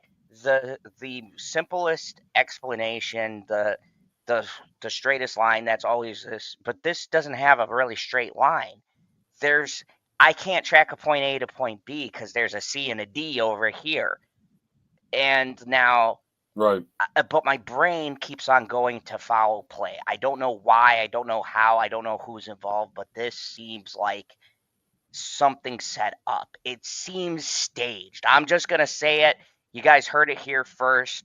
If you're on the rewatch, let me know in the comments what you think happened to Gene Hackman, but this to me feels like foul play. Now, this is the perfect opportunity for foul play because he's 95, she's 65. You could pass all these things off as natural causes, but the thing that gets me is, just like me, the police aren't closing this investigation because it doesn't add up. There's something that's nagging at me here, and I want to keep on following the developments of the Are story. they doing a toxicology report on the They, dog? I mean, ooh, that's a good question. Keep talking. I'm gonna look that up I mean, for a at second this because that's point, a good. I don't see why you wouldn't, especially if you're keeping the investigation open. I would think if I was the investigator, I want to get as much information as possible, in the sense that, let's say it comes back and it says, yep, high levels of carbon monoxide in his blood, high levels in her blood. I need that third test to be like, okay, everybody in this Oh shit. Okay, I'm gonna bring us up to. building, because he was at home, like they're all in the same building. Hold Like, on a did second. everybody die from the exact same cause? And if they didn't, so let's say you bring back the toxicology report on the dog and the dog didn't die from carbon monoxide, then it's like, what the fuck is going on here? Like, I'm even willing to take it to the freaking supernatural level. Like, Okay, I can't it's bring up highly the unlikely, article but because it's on Chromecast. Hold on, where the fuck did whatever. it disappeared? So, hold on, keep talking. There was something interesting I I just have came no idea what across you're from trying to bring up. ABC News. Hold on, Gene They Hackman. tested negative. They tested negative for carbon Negative. monoxide. Yes. What? You see it right? It says they tested negative for carbon monoxide. That's what it said in the That article. just beloved dog behind. That just makes things. Well, that is why I said in my explanation noxious gases instead of just carbon monoxide. But yeah, that definitely doesn't take fuel away from the fire. Dude, this is weird. So if there's no gas, okay, it says Gene has lived as a recluse in his later years and stepped away from the spotlight with his last big ruling in 2004. But he did. I read he had another movie coming out. There's What the hell was the last big role in 2004? The Bucket List? Or was that not him? That's gotta be it. Wasn't that him and Morgan Freeman? Yeah. That's what I thought, because he's driving that sports car around a track or some shit like that. That's all I remember from the trailer, because I don't specifically remember the movie, other than it's two old guys going around going, yeah, we should do that. Dude, like this. Okay, hold on. And to be fair, if everybody lived today like it was their last day, nothing would ever get fucking accomplished, just so you're aware, people. Okay, so dead for over a week is their report. Whatever. No, stop. God damn it. It seems like such a long time. Even for a recluse, like somebody had to have checked on him. According from the sound of the article, he wasn't like a recluse from his family. Like, his children still knew him. His granddaughter knew him. Like, your granddaughter doesn't just get to know your grandpa without more than one person being involved. It said Gene Hackman's wife and dog were found dead under suspicious circumstances. I'd 2 say other so. dogs found alive. What? Yeah, this is according to ABC News. An investigation is underway. You know I don't. Yeah, like I don't ABC like them. News. I don't like them either, And but they've got more. Just to be clear, David Muir can suck it. But in this very rare case, they have more info here. It says an investigation is underway after the actor 95 and his wife Betsy. God, I need so many more details now with this dog thing. The couple were found on Wednesday during a welfare check, according to a Santa Fe County office. There were no obvious signs of how they died. However, their deaths were suspicious enough in nature to require a thorough search and investigation due to all of the circumstances surrounding the scene, according to the search warrant affidavit. Initial autopsy's findings showed no external trauma to either individual, the Santa Fe detective said. Carbon monoxide and toxicology tests have been requested for both, with official results pending, the sheriff's office said. The rest is about what he did. The body showed decomposition. The document said there was mummification of their hands and feet. In the counter near A was an open prescription bottle with pills scattered, according to the search warrant. A German Shepherd was found dead about 10 or 15 feet away from A, the doctor said. The dog was in a crate kennel, according to the Santa Fe County Sheriff. But the 2 other dogs were found alive, and it appeared they had access to the doggy door, the sheriff said. One healthy dog was near A, and the other was located outside, according to the search warrant. So the dog that Where was the first? There was one dog inside the house that survived. There were 2 dogs found alive, and it was apparent. It appeared that they had crossed a doggy door. The one healthy dog was near A. The other was located outside. So if it was still carbon monoxide. Am I not hearing you clearly? Because it sounds like you're saying that one dog was located near the letter A. Yes. Aqua. What the fuck does that mean? Whatever. Betsy. We'll say Betsy, and then that weird last name. What is the letter A? Her last name. Betsy A. I'm calling her. But it's our Is that like the front door? Okay, so they had 3 dogs. One of them was dead already. That was correct. In the house. The kennel. It was in the kennel dead. They had 2 other dogs. They were One was outside. Yeah. Both were outside? I was gathering both was outside. One came in, and when they came to do the search, that dog was by Betsy's body. So there were 3 dogs. One died inside the house in a crate. Betsy is the other dog that was already dead? No, Betsy is the wife. The 2. Oh. You get what I'm saying? The one that was alive came back in, I'm gathering, and went by her body. It was probably trying to, get her attention, and then just stayed there. And then the other dog stayed outside. So both of those dogs were alive, but the 3rd dog that was in the kennel was dead. So whatever affected the dog in the kennel, Betsy, and that really makes it seem right. It really makes it seem like it's gas, but if they already did the tests and they came back negative for carbon monoxide on both of them, what? Fuck it. Are we talking about radon or something that is not a typical gas that you're going to deal with?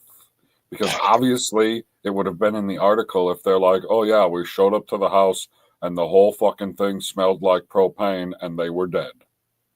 or Because it natural says gas, and they were The dead. Santa Fe Fire Department found no signs of a possible carbon monoxide leak Yeah, or nothing. poisoning. If there was a carbon monoxide on the scene, it would have vetted out of the home through the open door before responders arrived. New Mexico Gas Company also responded as of now. There is no evidence indicating problems associated with pipes around the residence. Two maintenance workers said that they haven't heard from Gene or A in about 2 weeks. The document said a maintenance worker who initially responded to the home found the front door open, according to the search warrant affidavit. So, even if there was carbon monoxide, the front door was open, which means it would have been vented out. At worst, they would have all had headaches, but they wouldn't have been dead. There was no indication of a crime. Well, I mean, I would like to agree with you, but you can pump a gas faster into something. And I'm not saying that it was pumped in, but I'm saying like a gas can leak in faster than it can leak out. So just because the door was open, or even to that matter, like it's got a doggy door on it. So like if the pressure isn't equalized, the house is going to leak out gas. That doesn't mean that there's not enough inside the house to still kill somebody, especially if we're talking about something that's more deadly like radon. And they said there was no indications of foul play, but authorities haven't ruled it out. Right. Investigators are keeping everything on the table. There are other gases besides carbon monoxide that will absolutely kill you. And this is what I mean when we go back to the foul play scenario. And God, let me it's if I fucking weird. confirmed, yes, Super weird. they had three dogs, two were alive, so the one was dead that was in the kennel in the house. That Which makes you think that it was something in the house, but that doesn't mean that it what, has to be. dude? This is what I'm saying, and this is why I brought this. Is this not the most interesting thing? Like, okay, first I want to just say, people, I before we mean, get into it's this, as far I want to as say far I'm as trying to having a be discussion. respectful to the dead, but I find this very fascinating because the circumstances around this are weird. This Well, is not yeah, right. the circumstances are way weirder than the other celebrity death that we talked about. Like the other one is relatively straightforward. Everybody knew that she had liver disease, and the way that I understood it, she essentially held on as long as possible, and then she's like, "Yeah, just the body can't handle it no more," and then she died. And this one is like, "Well, we found him. Don't have any idea how he got into this position, though." And you're like, "What?" They even can't explain because he was further along. Because remember, I read he had his sunglasses cane out, so he made it to the front door. She made it to the back. We're talking about people in two separate rooms. Even if we went with our first theory that maybe she went crazy and took him out, that doesn't hold anymore because Sure, no, he went not outside. really. He it's almost, to me, it's almost like he was going, "Honey, I'm going to walk the dog," right? Because he had one in the kennel. Maybe he was going to take the other out. He knew the other two had already gone out the doggy door. They were outside, so he was going out to join his dogs. And she was like, "Sure, dear." And she was going to take script pills. Now, here's the thing: they said prescription, so she could have just been taking her daily pills. She's fucking 65. Old people take lots of fucking medication. She could have been just going to take her daily medication. This changes everything. This is weird. Super weird. This is, dude. This is one of those Hollywood deaths that you hear, like Natalie Wood. I don't know if you guys remember that whole thing. It's James Wood and Christopher Walken were out on a boat. Natalie Wood drowned. There's a lot of theories about it, but people think somebody threw her ass in the water. Only Christopher Walken and James Woods know what actually happened to Natalie Wood. But anyways, this is one of those weird Hollywood deaths where nothing adds up to anything that, in my mind, I can make sense of. And people in the chat, let me know. This is super fucking weird. This is the weirdest story I've come across. When he says people in the chat, he means you, Lemon Pie. He goes, was there any kryptonite in the home? I mean, I'm not ruling anything out, Lemon Pie. I mean, but Superman wasn't down, so I think we can rule out kryptonite. I mean, Well, we have I'm red also and not gold ruling kryptonite. out, and I'm glad that you brought it up, because what I was going to say was Kal-El is definitely going to be sleeping easier now. No, I'm still out there, Kal-El. I'm still out. That's how I know he's going to be sleeping easier. Fuck you. We can't all get taken down by a titty twister. Even Lemon Pie agrees it's pretty weird. Yeah, and hopefully if you guys get to this mark, this is one of, I think, we've covered a lot of different articles, even with the fucking kangaroos apparently giving Australia a hard time. Shout out to CVJ. I talked to him recently. Shout out to him. But this is one of those articles that I read, which, like, yes, it's tragic. I love Gene Hackman. You love Gene Hackman. Everyone watching this, we love Gene Hackman. But the weirdest part about this is the circumstances are not clear cut. And even when I brought up this stuff in the bar, no one had an explanation, which leads me to believe there is something that is going on here that's not right. Even the fucking police looked in this and said, "Yep, this ain't. There's something that ain't added up."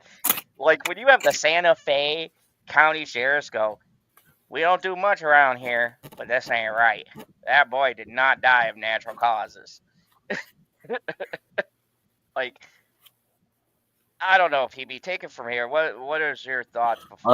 I don't want to take it from here. I gave you fucking every goddamn thought that I could give you on this fucking subject. I mean, we've been talking about it for well over half an hour at this point. Sure, exactly how much more we could say on it. I mean, we could sit here and speculate until the cows come home, but what I would like to do is, I don't know, come back in a week and see what the update is, because I am immensely curious at this point. Oh yeah, next Friday, hopefully we get some more details. I'll be looking into it because. But before then, Lemon Pie says radon is possible, as Santa Fe is a high-risk area for radon, but they have tested for that already. I don't know. But have they tested for that? Sorry, I misread that a little bit. My mistake. Yeah, I and Lemon Pie, I don't know either. They said they're still investigating, so I'm guessing they're gonna run all the toxicology stuff. Like if radon's that they're running, I'm gathering because of the fact they're probably as perplexed as we are. They're running everything. Like I mean, if we're talking about noxious gases, just because they died from a noxious gas doesn't mean there wasn't foul play to bring that noxious gas into play. Because yeah, like okay, all it takes is okay. I took essentially like a smoke grenade or smoke bomb or whatever, and I filled it with deadly fucking gas. And I chucked it in the house, and then they were like, "Oh, trying to get out of the house or doing whatever." Like she's in the bathroom and he's working his way towards the front door. And then they die. And then you wait 5 fucking minutes, and then you go and replace the piece of glass and you sweep up all the shit that you just fucking broke. Like, it's not that difficult to clean up a crime scene that you haven't caused that much havoc in. The other dogs surviving, though, can that jive with the noxious gas? They were outside. Question. Yeah, they were outside. The one dog came inside. That's why I'm saying gas leak. Okay. So let's probable. like I just said, let's say that it's not a leak. Let's say that it was something that introduced the gas. So the gas gets introduced and you're exposed to it. It's constantly dissipating, constantly dissipating, constantly dissipating. Then the other dog comes into the house and the gas has dissipated so much that it's not concentrated highly enough to affect him the way that it did the dog that was in the house the whole time. So then it becomes still following. Santa Fe. This is free police work from the Phantom Zone. Two great detectives here. Test the fucking dog and see what is in the dog system, because like you said, even if it's just a little bit, there may be trace amounts still in their fucking system of whatever it was that was in the first dog. If it's not enough to kill them, everything still leaves a trace behind. Right. If they tested those two dogs to see if they had anything introduced But into I them, you can narrow don't it know down. either. You could, but I don't know specifically how the tests work for those being in your system, in the sense of, like, if you go to the doctor and you say, hey, I need you to test me for STDs, like, you would have to tell them all of the individual STDs that you want to be tested for, or else they're not going to know. They'll be like, okay, yeah, we tested you for syphilis and HIV, and you didn't have either of those. And here you're walking around going, yeah, I got tested. I didn't have freaking HIV. And you're just, chlamydia to everybody that you're with because you didn't get tested for that one. True. So like they have to test for every single possible gas that could kill you. I don't know how long that takes. I think, though, you narrow it down, because if Lemify, to go to his first one, radon's a big thing. You test, I would imagine you test for the biggest ones that are known and then work your way from there. But if this was a plan to take them out, this is the most clever, perplexing thing, because this puts everybody in a state of, how the fuck did this? This is the thing that gets me about this death, and why I was so curious about talking about it, was everything should add up. Everything individually sounds like a good reason for what could happen, but when you put the pieces together, it's like when you have that puzzle, right? And there's that one fucking piece. You have the 150 piece puzzle. There's always that one fucking corner piece, or the one in the middle, right? And you put everything together, but there's that one fucking piece that isn't anywhere in the puzzle. And then you look and you go, oh, fuck, this is from the other box. Like, that would be a problem. It's, to me, this is the most fascinating thing I've covered so far, because I don't understand why the wellness check came later. I don't understand the dog thing. And we said this. If this was a Benoit, I think the wellness check, I feel like the wellness check was because of, like it said, a neighbor. They're like, we haven't seen them go out to get the mail in a week. What the fuck is going on? thank you, Lemify. They say the toxicology reports could take weeks. And good.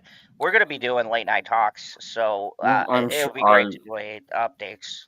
I would rather they take their time and make sure they're doing it right than try and rush it out so the rest of us can be like, okay, now I know what happened. Yeah, this is one, okay, we could do all this speculation, and this is the best outcome that I hope for. We speculated a lot. We did. We went wild places. Jesus. But we could do all the speculation, come back. It was fucking radon, right? And it was just luck of the draw. The dogs were out. The gas dissipated by the time the two dogs came back. It was acceptable levels where they were fine. Or it could be foul play and made, look, here's the thing, and why I go to crazy circumstances. This is Hollywood. Gene Hackman has lived a long life. He stepped away, which means he is rich as fuck, right? Let's be real. Gene Hackman. It also means that he was able. It also means that he was able to walk. Yeah, he has a lot of money. He doesn't have to act anymore, right? But with all of that money, with all of that fame, there's always somebody, especially if they know where you live, and they, from the sounds of it, all the neighbors knew him, all of that. This puts it into where you have to go to that crazy place, because we've seen crazier shit. Like, how many of those true crime stories and things like that where you hear outlandish tales about? people being set up and shit like mean, this. And this Alec Baldwin shot a woman and got off with it. fucking son of a bitch. Dude, we lose Gene Hackman, Alec Baldwin still fucking alive and kicking. What a fucking oh man. They're going to release the movie too. Oh my god. Okay. So for this channel, I've decided we have to review this. Now, Oh, 100%. we've been on this journey, and let me know in the chat. We have to review this movie. This movie was literally a movie where somebody died, and I'm curious to see what the fuck. And the fact that they have the balls to release the movie that somebody fucking died on, dude. Hollywood is shit. But you know what gives me hope for Hollywood? And on that note, hope for Marvel is the fact that The Thunderbolts. that our last article of the night, we have Daredevil Born Again, Charlie Cox Oh, reveals Punisher Daredevil. star. Yes, can't wait for this. The man who started my channel. Jon Bernthal would regularly rewrite his lines. If you guys don't know, he is the definitive Punisher. Don't get me wrong, him and Thomas Jane are pretty close. Thomas Jane did a great job in the Punisher movie with John Travolta. Check that out if you haven't seen it. But Lemon Pie, you're a funny fuck. but Jon Bernthal, he would rewrite his lines. And him and Charlie Cox, apparently behind the scenes, really good friends. And Cox teased that the Punisher scenes for the upcoming Marvel show are potentially iconic. Okay, so if you guys don't know, I first You know what caught that this actor. you know what that means. You know what that means, right, guy?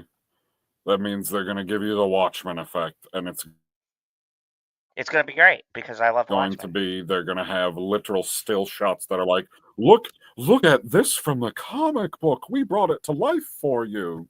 And I'm gonna fucking love every minute. Fuck you, TV. I am the chat. I'm not. Yeah, I'm sorry. I wasn't laughing at you. No. That was comment. great. When you highlighted that, I was like, oh my god.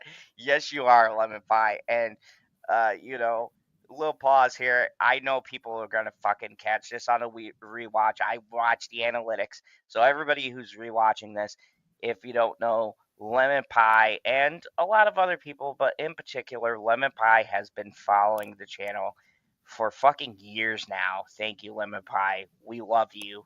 And you've constantly been fucking hilarious on this channel. So, shout out to everybody who watches us. And we're going to get on our regular Friday night schedule. I know you're in the background, Christine. Oh, yeah, Christine's here. It's morning for her. It's a Saturday. She's not at work. So, ever since it was announced that Jon Bernthal would be reprising his legendary role as Frank Castle, aka the Punisher, in the upcoming TV show Daredevil Born Again, fucking accurate. Fans have been excited, yes, we have been, to see him once again grace our screens. Although grace may not be the right word, given the Punisher is one of Marvel's most grisly characters. It isn't just audiences who are excited for his return, as Bernthal's co-star, Charlie Cox, who reprises his role as Matt Murdock, aka Daredevil, was also thrilled to see Castle is back. That's because the Punisher brings out a different side of Daredevil, thanks to the similarities between the two vigilantes. Cox says in the most recent press conference, which Games Radar attended, fuck you, Games Radar, because you're reporting the shit, when facing off against Castle, I'm sorry, dude, one day I want to get big enough to where we could say the Phantom Zone was here and we talked with Charlie Cox. You didn't have me laughing until you were like, they're reporting as shit. It is. I fucking hate Games Arena. And this is the bullshit. They kiss the project's ass, but when everybody starts shitting on it, they're on the bandwagon. I knew that was gonna be shit. It'll be like, motherfucker, you wrote an article talking about how great it is. I will give them credit for the fact that they know how to get themselves to the top of the algorithm. And when I'm looking for new mystery codes for Pokemon Scarlet, they know how to type them into an article to make me read almost all the way through it to get the fucking code, you pricks. Oh yeah, definitely. Games Radar are scumbags, but unlike Collider, we like them a little bit more. I give Collider more points for entertainment purposes. Oh yeah, they definitely have given us some laughs through the years. When facing off against Castle, his Daredevil becomes rougher. Cox explained. Well, Also, pause. Did you say?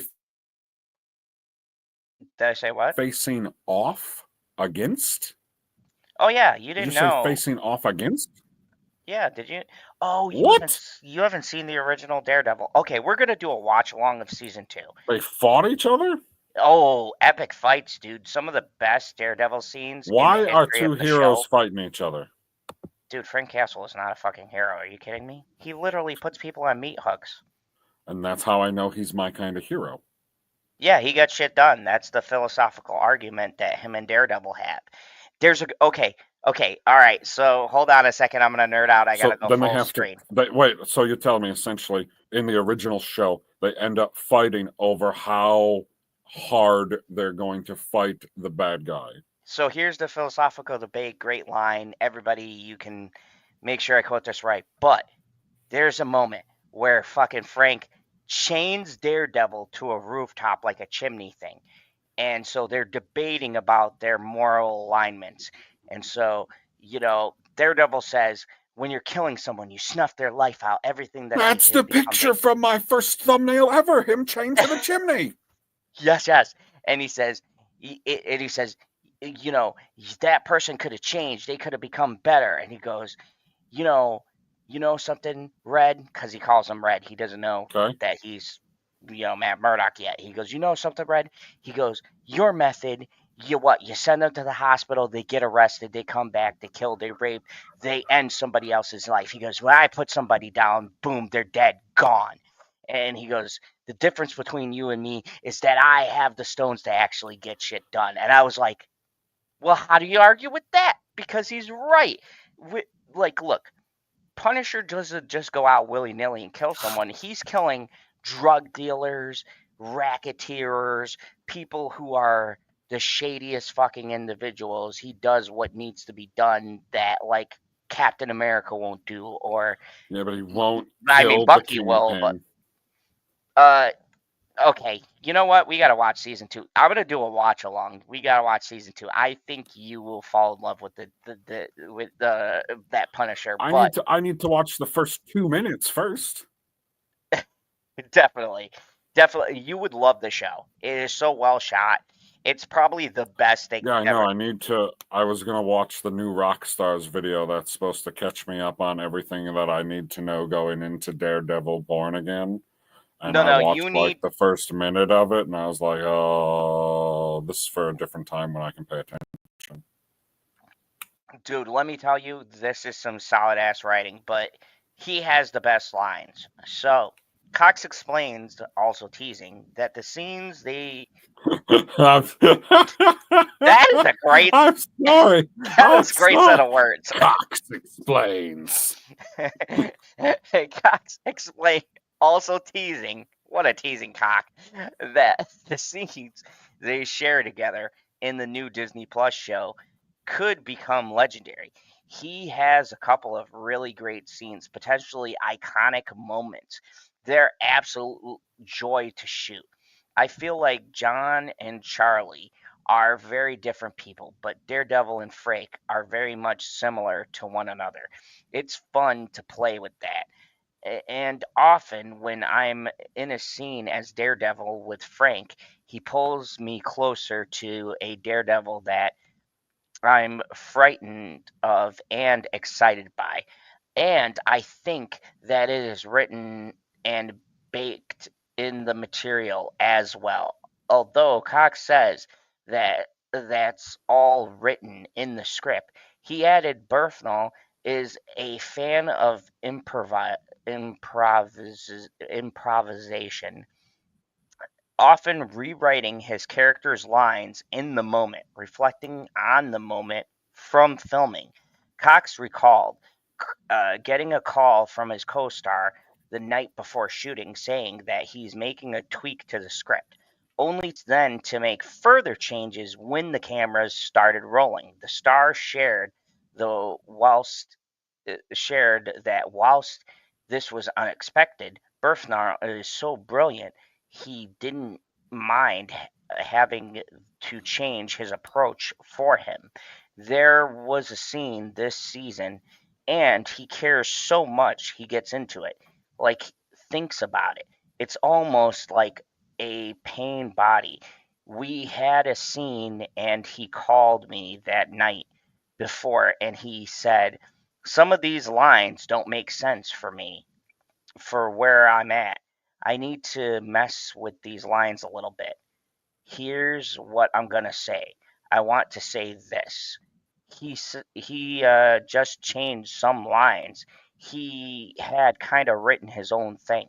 So I had adapt and relearn my stuff, which I'm totally okay with. He's brilliant. And then we get to set, and he didn't say any of those lines. He just made up a whole new line. And I was like, okay.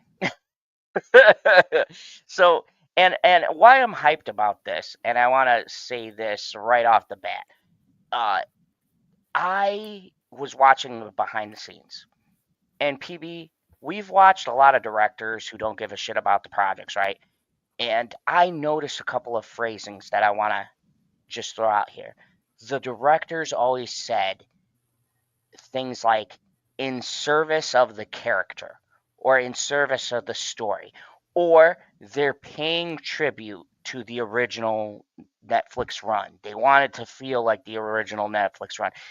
What I'm saying, folks, and God help me, I don't want my hopes crushed, but I want to be super optimistic, but I don't want to be in this realm where I'm putting it too high up to where, where it'll never meet my expectations. But I want to say, when I listen to directors and writers talk, and they're not saying that they want to, you've heard it before in Star Wars and everything, they want to make changes, they revision the character like this, blah, blah, blah.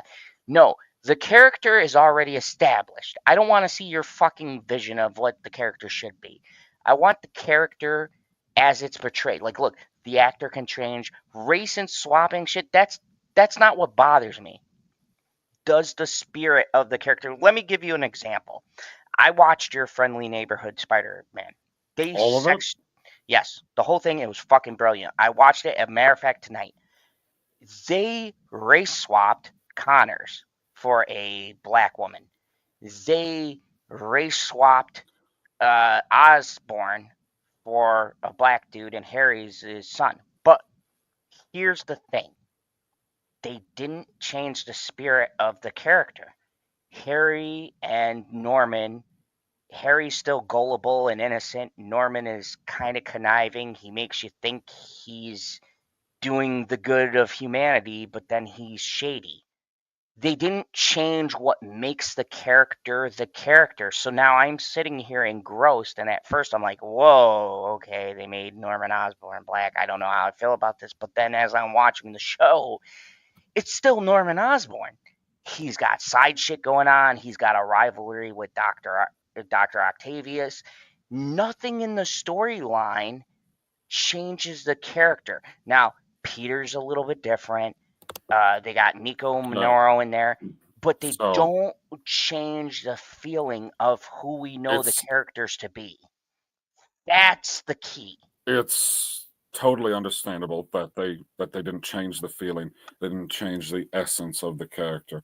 My whole point is, don't expect me as a fan to know who that character is the moment that they walk on screen, when you've decided to make them look different than they have for their entire existence.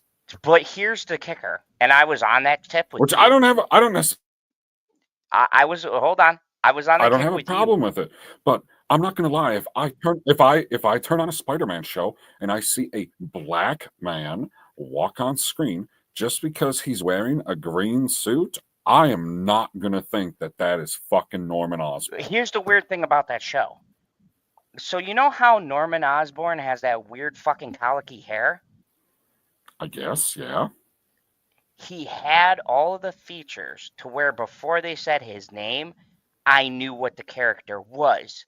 And then he talked and his mannerisms. Well, I already know who the fuck he's supposed to be because I fucking talked about this already. But here's the thing. That's what I mean. That the race swap didn't change who the character was that I originally I knew. wouldn't expect it to, and I don't think that's the biggest problem. But I'm not gonna lie. If I'm watching an X-Men movie, right? Like,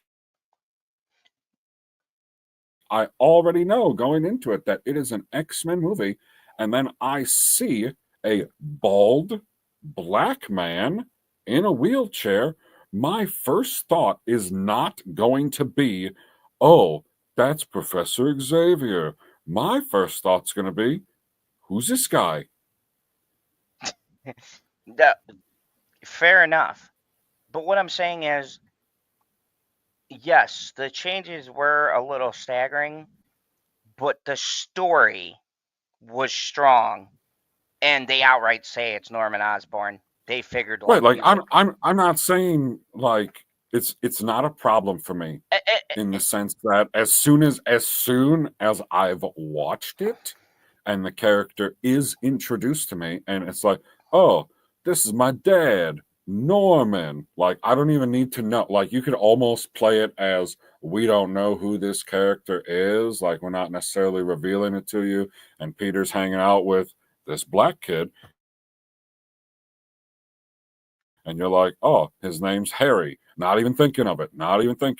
And then he's like, oh, I'll take you to meet my dad. And then you get there and they're at Oscorp. And you're like, wait a second.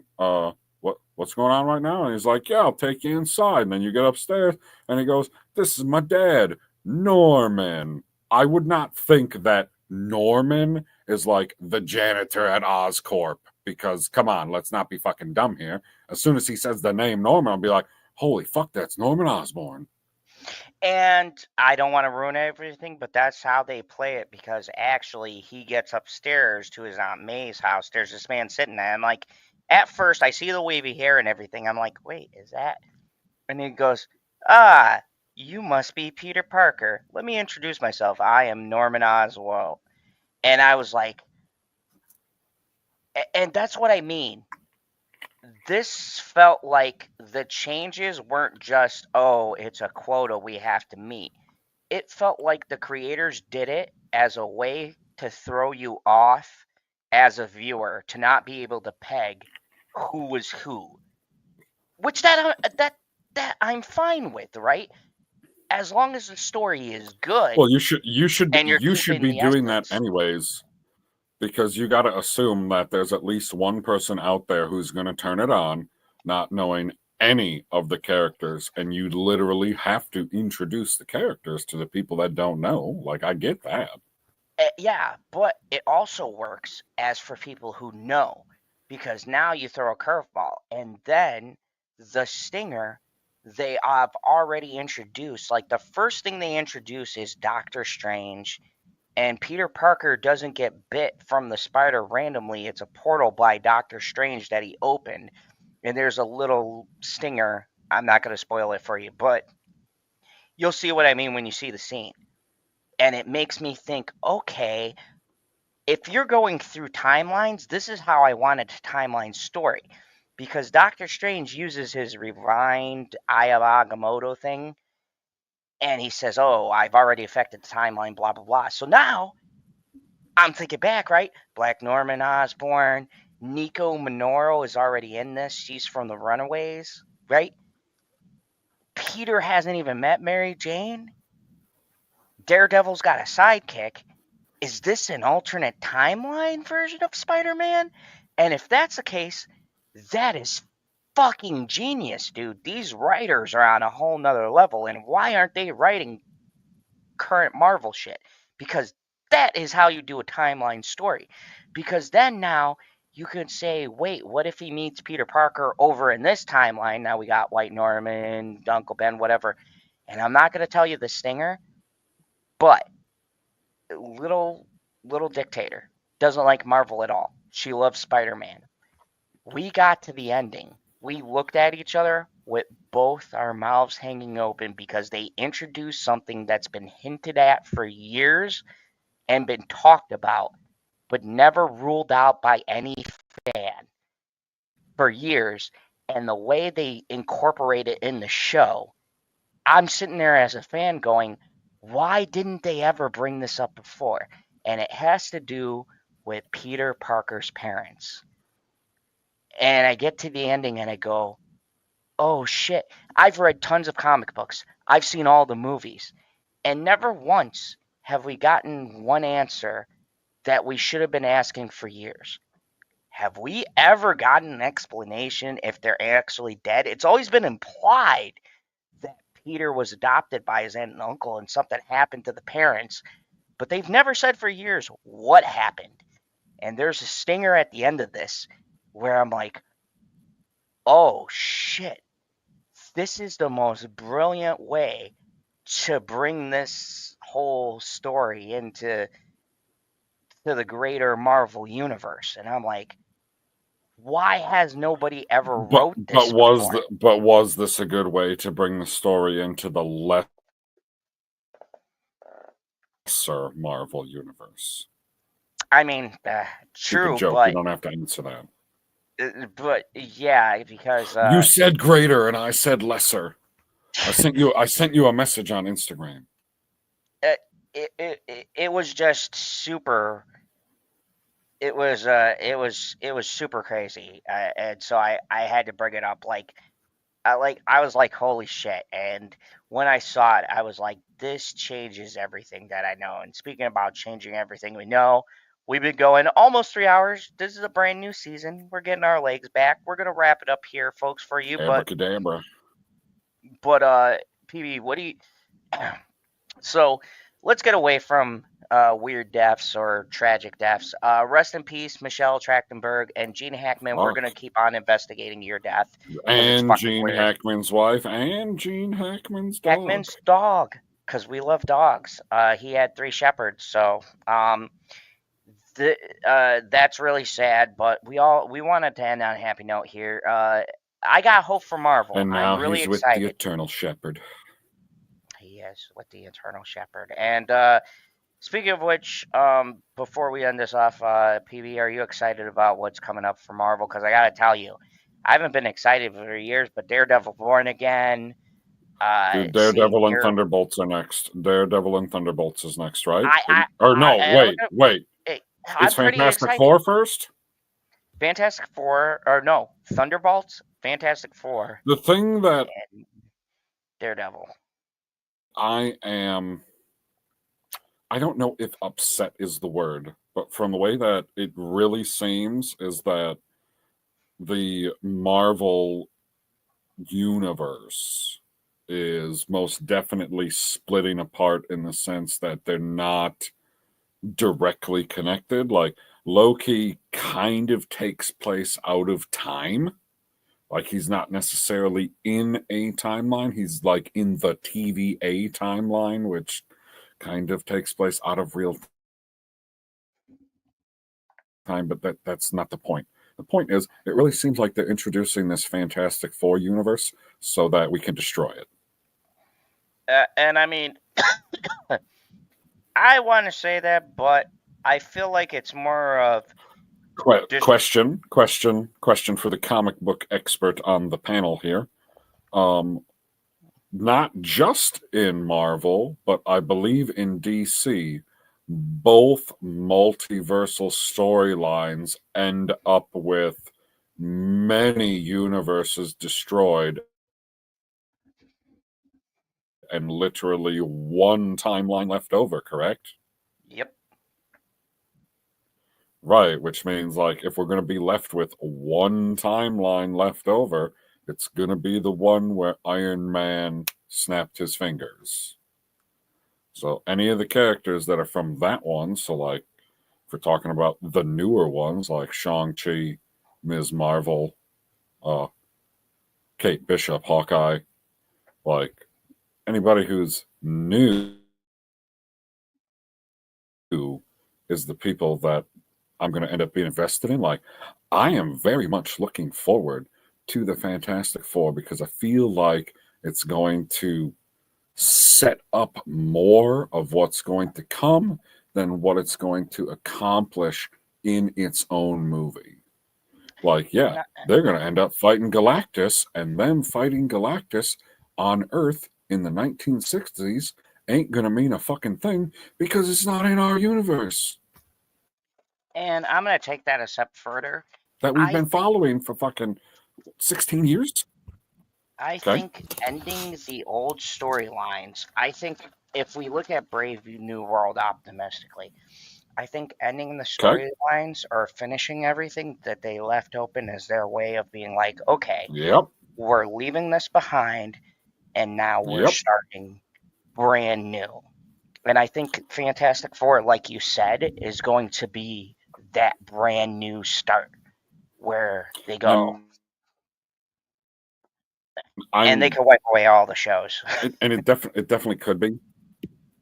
My biggest problem is that I'm afraid that if the Fantastic Four movie doesn't essentially set itself up to be destroyed, and it gets destroyed in either Doomsday or Secret Wars, like, I don't know which one it's going to happen in, but there's going to be a lot of destruction in those two movies. It makes me think that all of the movies going forward are just all going to be like connected because they're in the multiverse, but also not connected at all because they're in their own universe. So we're going to have a Fantastic Four universe. We're going to have an Avengers universe. We're going to have an X-Men universe. I mean, we're going to have we're going to have a Defenders universe. And I don't think that having everything vaguely connected is going to pull people in the way that it was when everything was directly connected, i.e., I'm heading to the land of enchantment. I am going to take the inverse. That was New Mexico. I think what they're going to do is blow up the old, keep the Fantastic Four. Everything from that point is relevant. You think we're going to switch? You think we're going to swap over to a separate universe where we follow none of the characters? Exactly. I think the plan is. Wow, that is bold. I'm going with the bold strategy, Cotton. I think what the plan is. That's bold. I think it's okay from Brave New World. Let's call that the end point, right? The last shit that they had to get out, maybe Iron Lad, right? They go, okay, this is the true end to the Infinity Saga, Kang, whatever else, that failed experiment, right? Now, Doomsday comes, wipes that out. Now, in the new timeline, we've got Fantastic Four, whatever X-Men they introduce, Daredevil, the Defenders. This is the new timeline where, and Defenders were always separate. I have a feeling that they were street level heroes. They don't associate with the Avengers, so you could still keep that there. Do you believe Battleworld will be in place at the end of Doomsday? Absolutely. I think that Doomsday is going to be what Crisis was for us. If it's in place at the end of Doomsday, that means that essentially all of the, let's call them major universes, because there's thousands and thousands and thousands, like you can't count how many there are, but they follow a select number that are like the more important numbers, right? Mm-hmm. So all of those universes are going to have not necessarily just the heroes, but the way that I understand it, there's also a bunch of villains on Battleworld, correct? Yes. So they're going to have all of the characters pulled that you care about. So, like, I could see it happening. It's unlikely, but it's possible that Venom could actually be pulled into Battleworld. I don't It's think possible. the current Venom, because we all know what happened in The Last Dance. Or maybe not. Maybe some people don't know. No. Spoiler: Okay. Venom died. Spoilers. The movie was spectacular. It was great. Check it out on I Netflix. agree. I agree with you that it wouldn't be that specific one, but it would be one that is unbelievably similar. Like, the only difference in this universe is that Eddie Brock puts on his left sock first instead of his right sock on March 27th, 2012. Like, that's the only difference. Well, Tom Hardy did say he is not opposed to reprising the role if the script is right. Oh, he's Marvel has definitely that that guy. ace. Marvel has that ace in their back pocket. They are not stupid. They know the Venom movies, even the third one, made stupid money for Sony. They're not going to leave that money on the table. If there's one thing they'd salvage from that failed experiment, even though we know Morbius made $1 billion and people don't talk about it. I wouldn't put it past them to, like, just get Tom Hardy to do a cameo in a movie and he can play like Tedward Croc or something. Yeah. Oh yeah. Tom Hardy's going to come back in some kind of a fashion. But here's the thing. Yes. I need more. I need more MODOK. Yes. So here's the thing I want to say though. Unlike last year, I think you and me can both agree, to kind of wrap things up. If people were saying superhero movies are dead, I don't think superhero media is dead. I think shitty writing in superhero media is dead. And that doesn't even include the Marvels or anything else. And I mean Miss Marvel, not the Marvels. I hated that fucking movie. I mean, you did not hate that movie. You did not hate that movie. I hated that. It was good until the fucking Singing Planet. The Singing Planet tanked that movie. I'm tired of songs. Dude, the singing scene is fucking hilarious. Anyways, no, terrible. But anyway, numbers don't lie. You're a numbers guy. It's not terrible. It dropped 76% in the box. It didn't even make half of its budget back. The movie is not terrible. Okay. I'm not saying that it's great. I'm not even saying that it's good.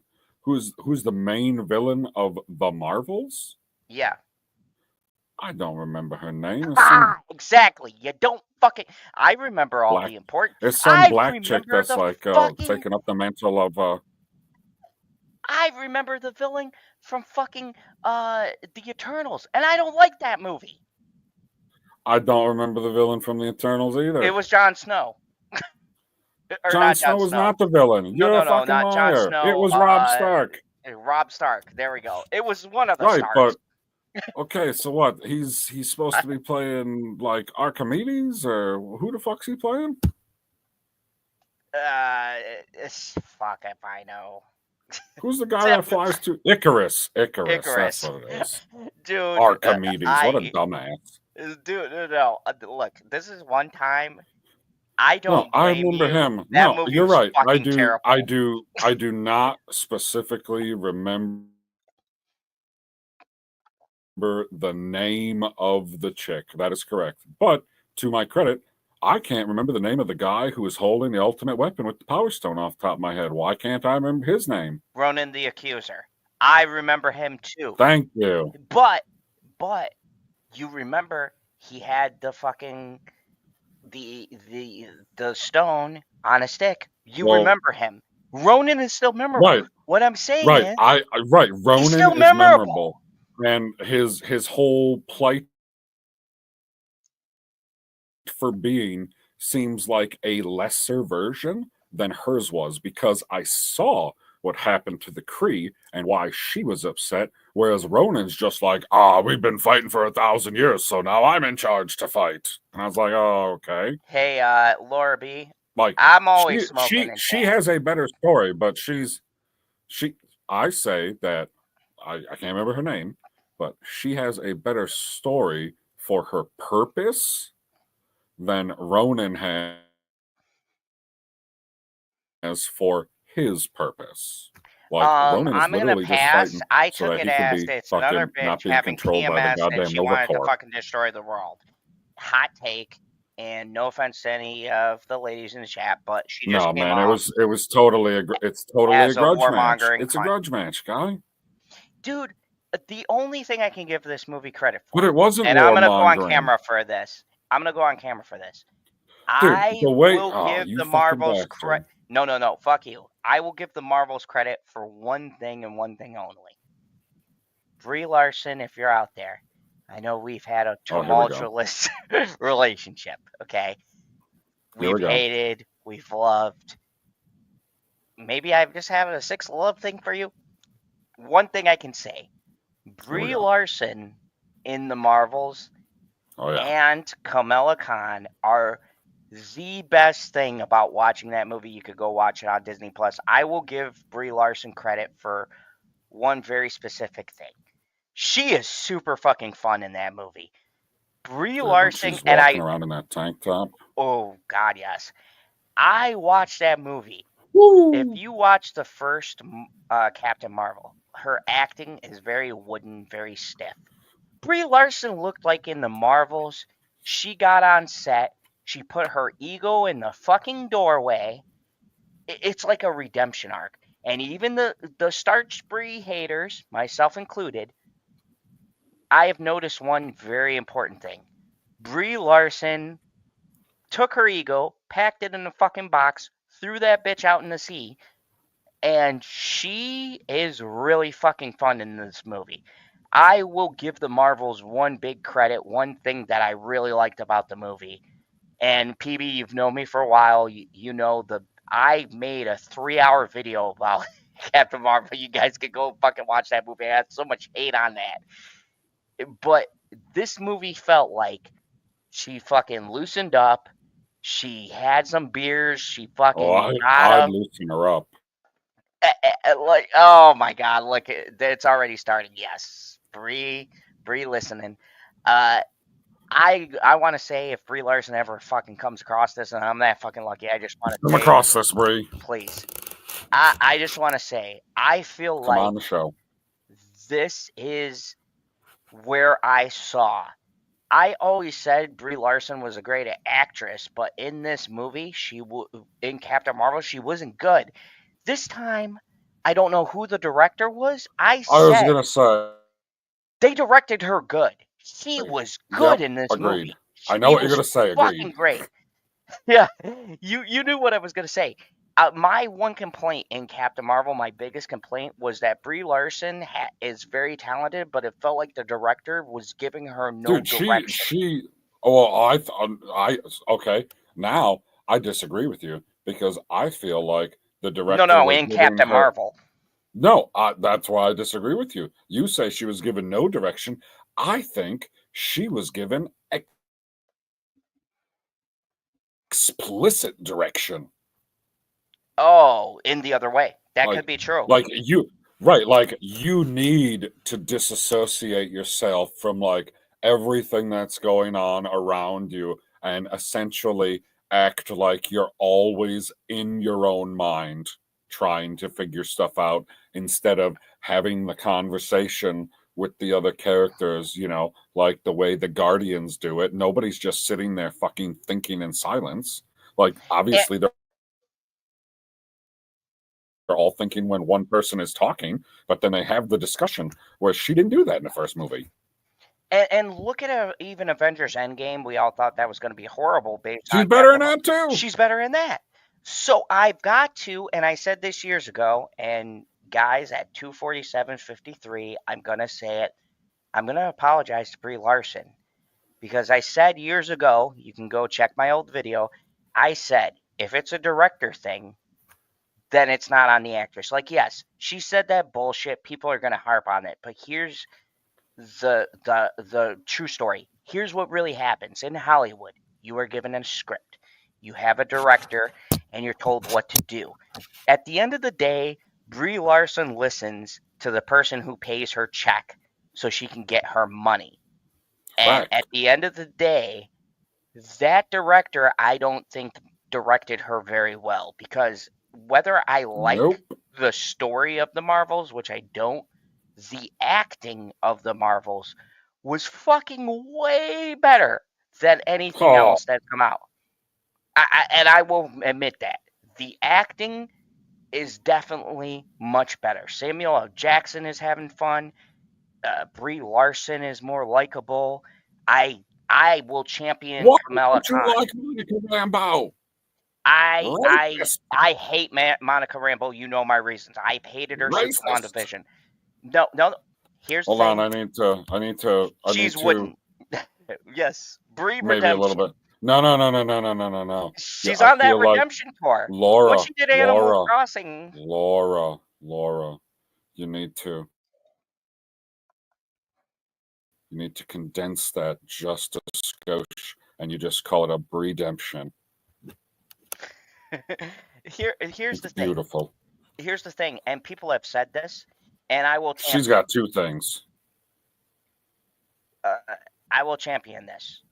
Ha! Stunned you there. Yeah, I had to pause.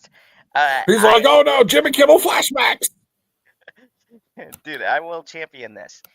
Brie Larson has really, yes, redemption. Brie Larson, to me, when I saw the Marvels, if you guys watch Scott Pilgrim versus the World, that was the Brie Larson or that movie where she was just with the kid. It was she won an Oscar. Look, Brie Larson is a great actress, and for once when I watched the Marvels, I said, okay, Brie is good. The chick who plays Kamala Khan is good. Samuel L. Jackson is good. The fucking cat is good. What's wrong with this movie? It's the script. And PB, can we agree? The stories have been letting the actors down. Can we just agree on that? The stories have been letting the actors down. I think the Okay, writing so and the dialogue have been letting these great actors just kind of, you know, fuck are they supposed to do with some of these lines? it Some of also the makes writing me is think terrible. that, like, at what point were Jack Kirby and Stan Lee no longer the primary animators or writers of the comics? Because I don't remember the specific year, but Secret Wars is not an old comic. No, but I do Isn't know it from like 2014 or something? it is. But I do know that It's very new. Jack Kirby and Stan Lee still had a say till the day they died. And I believe right up to the day he died, Stan Lee was helping guide the dialogue, the humor. I believe he was right there with Kevin going, no, Kevin, this is too far out. Keep it in this. Keep it fun. Keep it fun. It can be serious, but keep it fun. Fun. You can do both. And now they lost the seriousness and went too far into the goofy. And then they go too far into the serious. Marvel, okay, I'll admit something. As a DC fan, DC, you go for dark shit. The really dark, can I give the heavy example stories. just real quick of serious and fun? Like, Yes. in my mind, the prime example of serious mixed with fun is Loki and Hulk in Stark Tower. Oh, I got you beat. Guardians of the Galaxy Volume 1, right? Okay, what how scene? do we start? Peter Quill's mom dies of cancer. She's fucking dying. Oh, I always okay. I was like, okay, you want to know? No, I do remember, but you want to know the funny thing is? The funny thing is, you're like, how does the movie start? And in my mind, I just jump to, oh, he's listening to music and he's dancing right along. But everybody fucking forgets that scene. No, I don't forget that scene. I intentionally skip it because I don't want to cry in the first fucking 3 minutes after I'm going to laugh my ass off for the rest of the movie. And that's what I mean. Marvel is not like DC. DC lives dark, broody. Fucking Batman. We invented broody, okay? That's our brand. And James Gunn is perfect for us because he gets how to do that. Whereas Marvel, and I've been saying this for years, they both can coexist. You just give people different things, okay? For the edgy emo kids, you got Disney or DC. That's me. For the lighter, happier, sarcastic assholes, we got PB. Marvel. But Marvel has tried this thing where they were like, okay, jokes aren't working, people don't like it, we're going to go dark. Oh, that isn't working, we're going to go back to light. No. in the beginning, right? Everybody forgets. Guardians of the Galaxy Volume 1. That scene brings me to tears, and I've seen it 4 fucking times. Yep, see, the Daredevil agrees. That's why these That are is classic. untrue. So you have that first 5 minutes, but nobody remembers it. What do they jump to? They jump to when he's like, "Hey, hey, it's a Okay, and fine, and you're so divine. Come and get your love." Oh, right? Everybody jumps to that scene, but they forget that the first fucking 3 minutes of the movie is Peter Quill's mom dying, him being abducted by Yondu. his Then they dad. flash forward to him being a bounty hunter, getting his own thing. That was the beauty about Marvel. They can put you in that moment where you're like, I don't like this. I'm so sad. What am I watching? And then, hey, I'm dancing. I feel good. What is this? What is this feeling I have? That is what Marvel excels at. They and here's my theory. I think Kevin, like people are calling for Kevin to be fired. Shut the fuck up, okay? Kevin made Marvel what it is. He took characters you fucks wouldn't know about and made them iconic. Okay?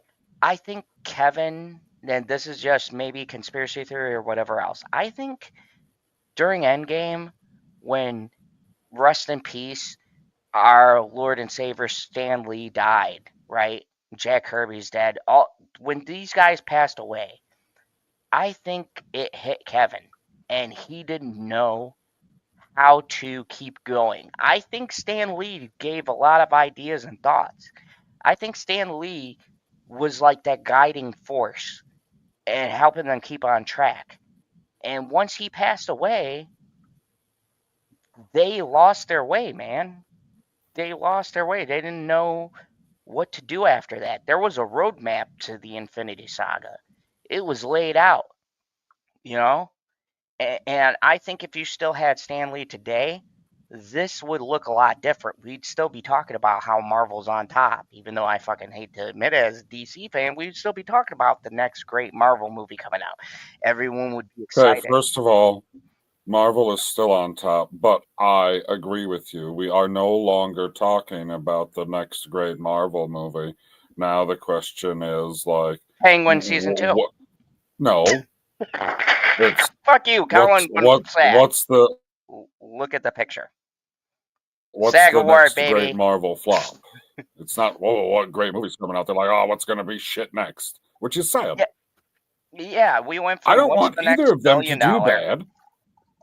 Like, I mean, I don't know what the fuck is going to happen this summer, but if Superman can make $1 billion. Look. Let me stop you there.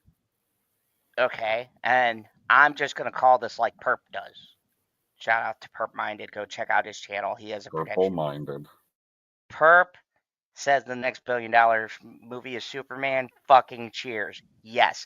I ain't saying if it is. I'm saying when Superman hits $1 billion. Because I'm telling you right now, I've talked to everybody. I've talked to people who don't watch superhero movies.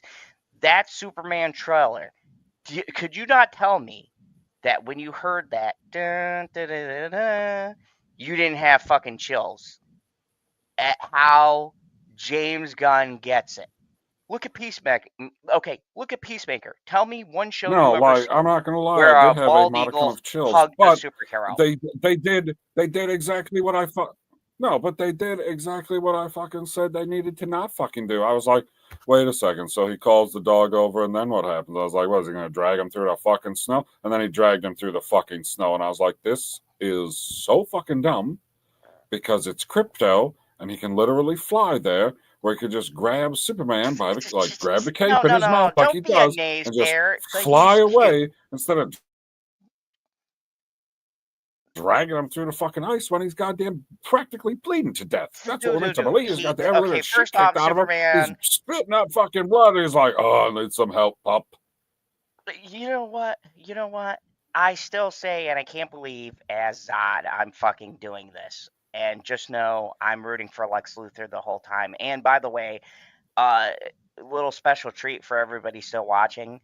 I talked to Bitchy about this. We're going to record this. So check out my, I'm going to have a couple of shorts out for the Superman movie. I'm shaving my head completely bald. So take a look at this luscious hair now. Okay? Because when the new Superman movie comes out, I am going to shave my head bald. And when I talk about bald, I don't mean, oh, there's going to be bristles. I'm going full bald to the new Superman movie in solidarity for my boy Lex. Hopefully, he kills Superman at the end of the movie. Oh, you're getting on board with Jesse Eisenberg, that boy. No. Gotcha. Fuck you, okay? What's his face? Not Nicholas Hoult. Yeah, is it Nicholas Hoult who's playing Superman now? Or Lex? Is that what his name is? I think it's Nicholas Hoult, yeah. Hold on. I can never remember. I'm pretty sure that you're right, but I'm not 100%. I just know it's the guy that played Beast. Yeah, I'm pretty sure it's Nicholas watching Hoult. him, in the trailer, he steps out of a helicopter? Yeah, he steps out of a helicopter. The LexCorp. Look, and they have my boy. Whew. They have my boy playing Green Lantern. What's his name? He's in a lot of shit. Not gonna lie, I really want to see a scene with new Lex Luthor, and then also Michael Rosenbaum Lex Luthor, and also Kevin Spacey. Dude, okay, how cool would it be? And I've heard Michael Rosenbaum talk about. I want multiversal villains, for love of God. I talked about. I've heard Michael Rosenbaum talk about it, and he said that okay, and look, this is just speculation or whatever else. I'm not trying to spread rumors, but I watch this podcast called Something Chat where they talk to different celebrities, and Michael Rosenbaum did say he was approached by James Gunn for some kind of role in DC. He didn't say what role it was, but PB, I'm led to believe maybe James Gunn is pulling alternate Lex Luthors because we heard it's been confirmed. Lobo. I just said it now. I'm going to repeat myself. I want, if we're doing any type of multiverse stuff, I want multiverse villains. Like, who, in your estimation, who is the most entertaining villain / villains in the show Invincible? Ooh. Most entertaining, not the most powerful. Not necessarily the smartest, but the most entertaining. See, I'm watching the new season, and it's been pretty fucked up and very depressing. If I go back, I'd have to say the Mauler twins, but they're no longer a thing anymore. Sorry, spoilers for anybody who's Exactly. I may have led you on a little bit to that answer, but like the when you Maulers. say who's the and is not the best time when they fucking clone the ever living shit out of themselves, and every single one goes, "I'm the original," and then they're like, "You're clearly not the original. We were both here when you were made." All right, hold on a second. I'm gonna put this banner up. So now that I know you're caught up, do you think they're actually dead, or do you think there's one clone left? Because when I saw that, it made it, and I've read the comics, but for the life of me, I can't remember because they're so minor. I can't remember if they're dead or not, but it seems like they're pretty definitively dead. The real question is, how does it necessarily work? Because there are characters that are like straight clones, and then you have some characters that are clones like Multicate, and what is it, Replipol? Replipol, or they just call it Paul. Fuck. Yeah. Right. Okay, whatever. The people that make more of themselves. No, it's Duplicate and Replipol. Oh, Because, duplicate, and then it's Replicol because he went okay. to the dark side. You get it. Like, Been because watching it. we always keep a spare somewhere just in case. There's always a spare somewhere just in case, which makes me think that, okay, if you're keeping the spare, are you like connected telepathy wise, or is that like a whole new person and you can make a spare and like send them out into the real world and they're No. never involved in the story at all. Period. Or is it like the twins theory where you have the original and it So like, feels is the there a death twin we've of never its seen? Like twin? the actual Yeah. original. Yeah, like the original feels the death of the clones, knows they're dead, but it's never out because we got that plot twist with Duplicate, which makes me think, dude, I love the Maulers. I want to think that they're not dead, but dude, okay, I don't know if you've seen the new episode of Invincible, It's but pretty gruesome. I'm caught up. dude, I'm caught up. okay, so do you know who voices Power Shock or whoever the fuck that's Aaron Paul from Breaking Bad, and there's memes now where he says in Breaking Bad, Mr. White can't keep on getting away with this, right? His voice when he does that screech, it sounds just like his Breaking Bad, like Jesse thing. And dude, Okay. okay, we've seen a lot of dark shit, but oh, surprise people, this is a half, I guess, Invincible review.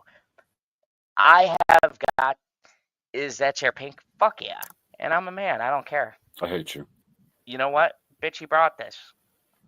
Love you, honey. Anyways, here's my question to you. Do you think this is the darkest episode that we've ever had in Invincible? Because I do. And I'll tell you why in a second, but just off the cuff, thinking about every episode, I No. think in my heart and soul, this is the darkest episode I've ever seen. Go. And then I'll get into my reasons why. Tell me why. I think this is the darkest episode because of following the whole story up till now, the conversation about killing and not killing, and then the ending, right? So he blames Invincible, which he rightly should, for killing his sister and niece, right? From fucking season one, which, by the way, amazing callback. Invincible, still top of its game, right? That was the hand he was holding in that scene that we never knew who those people were, right? But then, in a plot twist, he kills his wife and son through powering up so much, right? But is that really his fault? Because his wife agreed to do that. She made herself a willing hostage to lure out Invincible. So is Invincible to blame? Did Invincible, like a Joker situation, create his own villain? Or was the guy wrong? This is the brilliance of the show. And for me, it's so dark because a kid and his mother died. And I don't know if I blame the villain. I'm very conflicted because, on the one hand, yes, his power killed his wife and kid, who he directly put in danger, but at the same time, they willingly put themselves in danger. Well, maybe not the kid, but the wife knew it was a possibility. But that was directly because of what Mark and his father did. And whether you say, oh, it was Omni Man, whatever else, it was their fight that caused him to lose his sister and niece. To me, it's such a dark, heavy episode because it raises so many questions about morality. Who's right? Who's wrong? Is anybody right? Is anybody wrong? Is it just wrong place, wrong time? And that's why it feels like the darkest episode to me, because when you get to the end and he looks at him and he says, I will never forgive you. And when I get out of here, I will find you and I will make you pay. I got fucking chills, man. And And I couldn't decide if he was wrong or right for that point of view he had. Because Invincible did take everything from him. He lost his whole life. And nobody did anything. Because he's a hero. Which is the struggle that Mark's been dealing with the whole I know, entire and season. don't you think that, like, you must have seen that coming, what happened in the scene when he's fighting Invincible, right? Oh, I saw it coming, but I didn't want to believe. I didn't know specifically what was going to happen. I thought it could potentially mirror what happened to his family the first time, and there was going to be a collapse. But as soon as the wife is like, we'll figure out a way, and then they cut away and they do whatever fucking scene in between. I think it was something with Rex and the other chick that got eaten and almost murdered. I can't never remember her name. Doesn't matter. But then when they go back to it and he's got her like tied up, I was like, fuck, man, you're dead. Dude, I was like, I don't know what's going to happen, but you are definitely going to die before this episode is okay, over I don't. because your husband is insane and you're feeding into it. Okay, so dude, I don't know why, but that last shot, I haven't stopped thinking about it all day. I literally watched it today, picked up the little dictator, everything else, and I've been fucking thinking about it all day. That shot with the charred body and his wife is holding their son. That is now gonna live in my head fucking forever.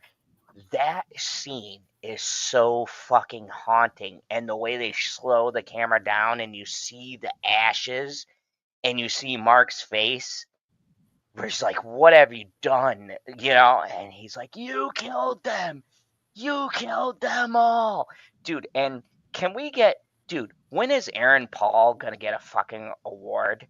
Dude, first Breaking Bad, but like Better Call Saul. Like, dude, Aaron Paul is such an underrated fucking actor. His voice and the pain in his voice, like that crackly sound that he gets. Oh my god, man!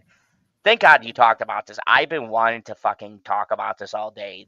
That I'm just gonna say it, okay? You still haven't answered my question. Do you think this is like I've answered it pretty lengthy? I think this is the darkest episode of the whole entire show. I'm just gonna call it like if we were doing a tier list, the like most fucked up episodes. Don't get me wrong, season 1, episode 10 would be up there, but I would put this episode up there with that. This is the darkest fucking episode I think of any show I've seen in a very long time. It was pretty dark, but I don't know, like, I don't remember all the episodes explicitly, but I feel like there are darker episodes of this show than what just happened. Okay. And from what I understand from having some minor spoilers from the comic book, it seems like there are going to be much darker episodes coming up. Oh, we haven't even gotten to Mark getting raped. I don't even know if they're gonna agree. We gotta wait for Space Amazon bitch to come back and rape him. Yeah, dude, I've been wondering since the show aired, but they showed this, and I remember this now from the comic books. Dude, they might go there. That's gonna be, dude. How I could they will give not? Amazon. It seems I like will it's a give very important Amazon. thing that happens in the frickin' comic book. It seems very important. Dude, I will give Amazon.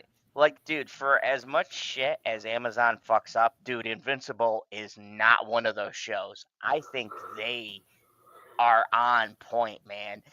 They got a hit. Okay, so have you been keeping up with Reacher? Yeah.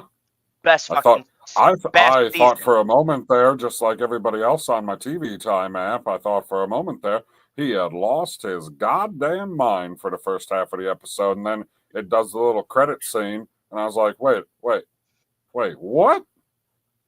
And then yeah, they Dude, go back and okay, so I'm just tell the gonna whole thing. say, I was like, son of a bitch, I'm in. okay, I'm just gonna say, I have actually read this story. They say in all of Reacher, okay, in every book that's made, this is fans' number one story. Like, you can't fuck up this adaptation. And I'm just going to say it right now. Here and now. Good. I was glad. I thought we weren't going to make the 3 hours. I swear to God, we're ending after this, okay? We're going to end with Reacher. But I've had to say this for a week now. This is the best Reacher book. And I'm just going to say, if you're a fan of Lee Child's Reacher series, they have adapted. Dude, I don't know how the fuck they found Paulie, but when I tell you they nailed it, they fucking nailed this story to a T. I'm just gonna say this. This might actually be. Thank God Penguin isn't in this year. I'm gonna call this right now, and you knew I called this with Penguin. This might be my favorite. This and Invincible are like right up there. This might be my show of the year. They have nailed every fucking character from the book. Like, look, you know how I like to say source material? And you're like, oh, I don't care. It's all about the movie, blah, blah, blah. But PB, they've given us both something. They fucking nailed the book, The Persuader, like to a T, with only 10 episodes. This is amazing, man. I didn't think they could do the source material as well as they did. And the shit that they've cut out is stuff, honestly, you just put into a book to kind of pad it out because, you can't make it 10 chapters. This is good. This is really good. This might actually be my favorite season of Reacher. They need to make movies or TV series about the books that Michael Savage wrote that are similar to Reacher, and I can't remember the name of his character. Oh, I know who you're talking about. Hold on. Michael Jack Savage. something? Jack something, yes. Michael. Hold on. It's a very simple name. Okay. No, not Sage. Savage. Fucker. Michael Savage books. Dr. Michael Savage. Don't want to shortchange him. That would not be appropriate. Oh, why is it not loading? Okay, do you got something before I do? I think he's got like 2 or 3 doctorates. Yeah, Michael Savage. I know he's got a character that's similar to Reacher, but not to mention the life experience that guy has. Like, holy fuck.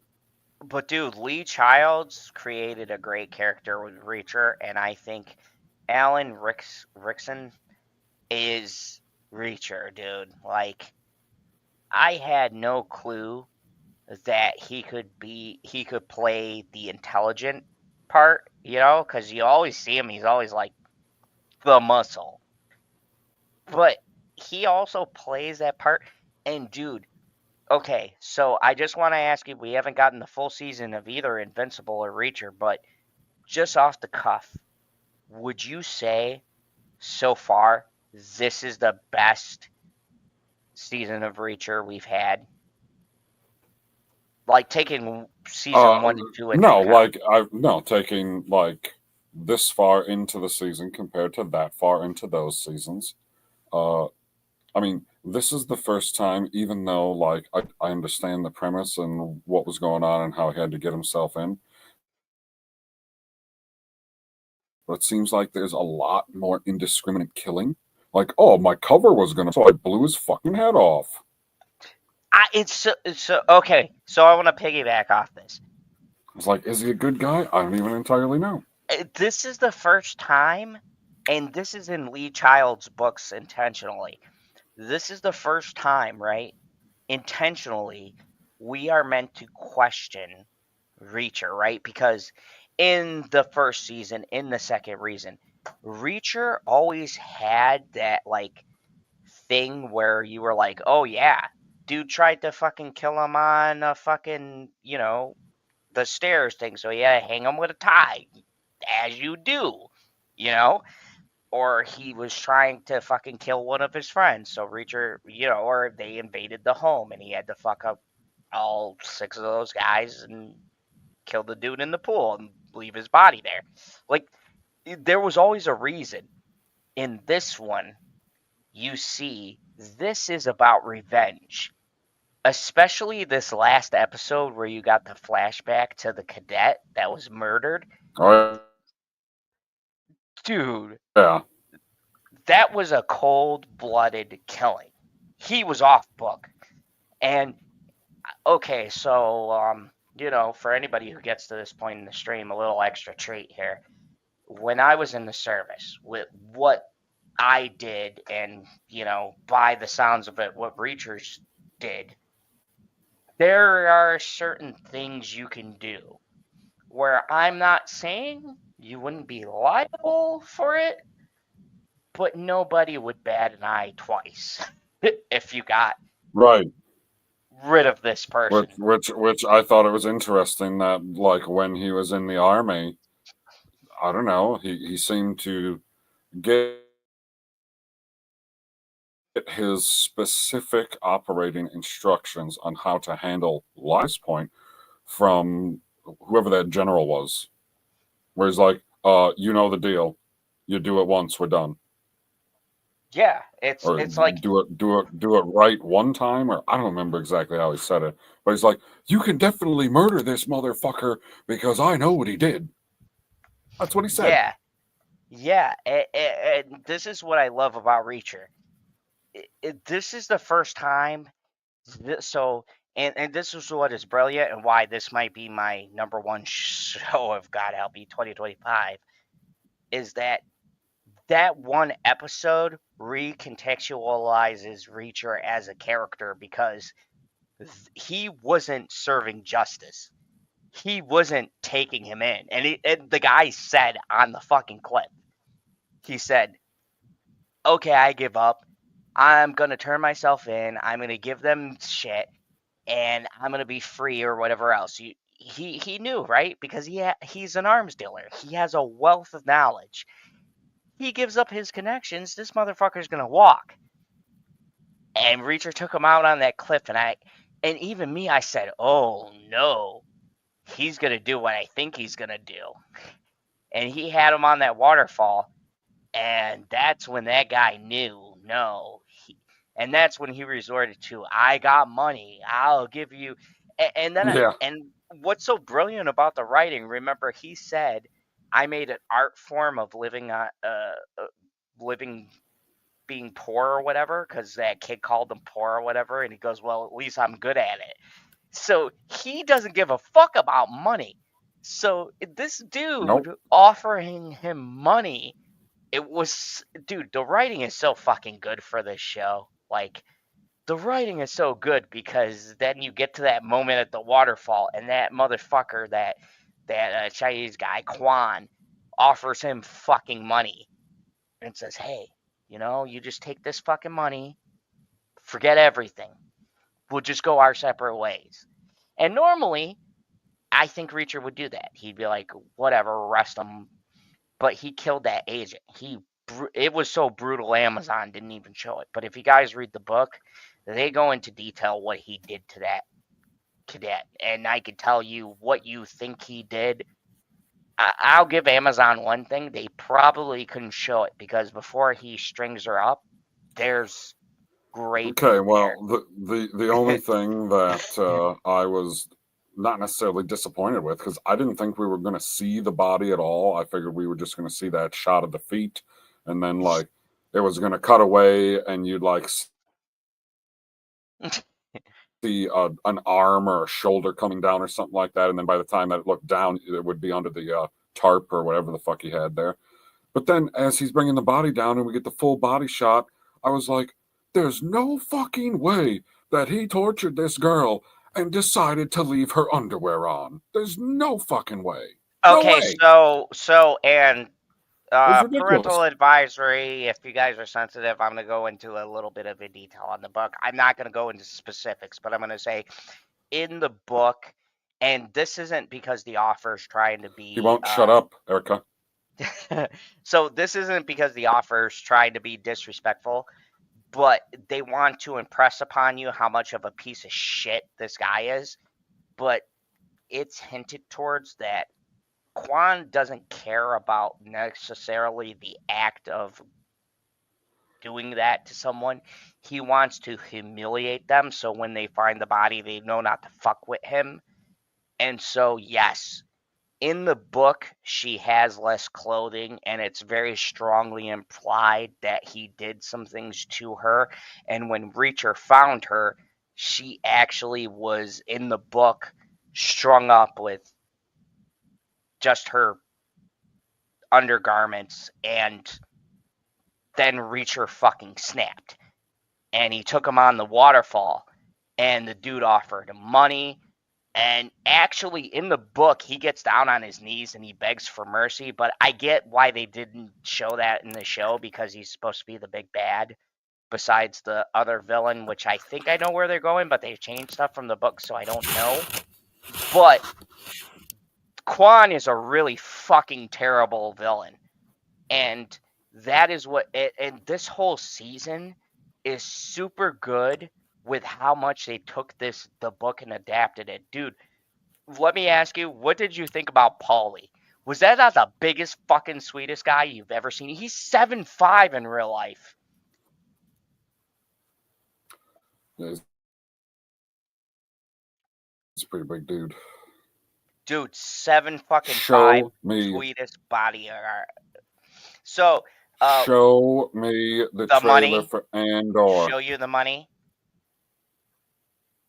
PB, you want to see this trailer? I gotta hear you say it. Just one time. I know you know the line. What? You know the line, Jerry Maguire? Show me the Show money. me the trailer. All right, fine. All right, fine. So we're probably gonna get fucking claimed for this, but I'm not monetized. So before we go, I got one surprise. You can for just you guys. chop this off the end of the stream then if you get fucking claimed. Fuck that, dude. When are we getting paid for this? Not now. So fuck. That's really dumb. You should definitely chop it off of the end of the stream. Okay, if so it gets I'm showing claimed, because then the stream is still up. You fucking dipshit. Dude, when I'm saying get claimed, I mean get claimed in the fact that we're just not shown in certain sections. Okay, so here we go. We're going to Andor season 2. Now, hold on. Before I play this, I just want to preference this. If you guys haven't seen our Andor review, this is the one fucking Star Wars property that still gives us hope and belief that Star Wars still has a little bit of a heartbeat left. So this is my first time. It's the only show that is going to continue, because like I don't think Ahsoka's going to continue in the same fashion. Like they seem to think it is, but like the actor literally died, and I don't think we're going to ever see that character again. No. And there's so much going on. Like this show, obviously it had the episode 3 downturn, but if you look at the season as a whole, it only got better. And we don't necessarily have to care about Andor himself, because we know how his story ends, which lets you focus on everything that's happening around him. Okay, I couldn't say it better myself. So this is going to be our first time reaction, because I haven't seen this either. Oh, so, shit. Yeah, here we go. 3, 2, 1.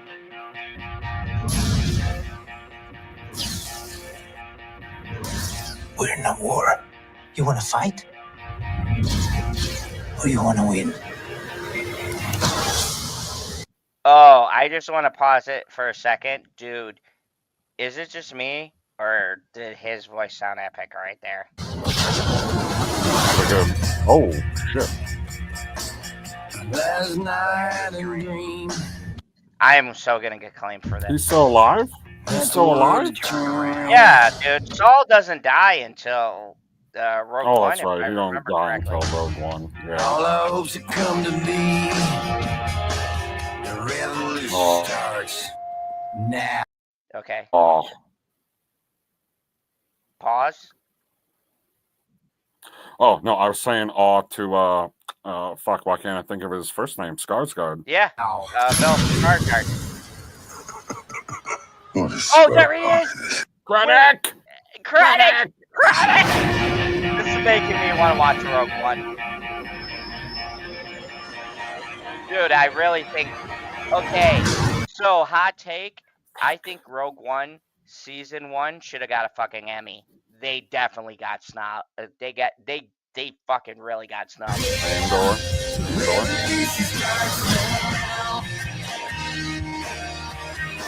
Dude, we see stormtroopers with no helmets? It's a bold choice, Cotton. Bold choice. That's gonna be a sweet scene.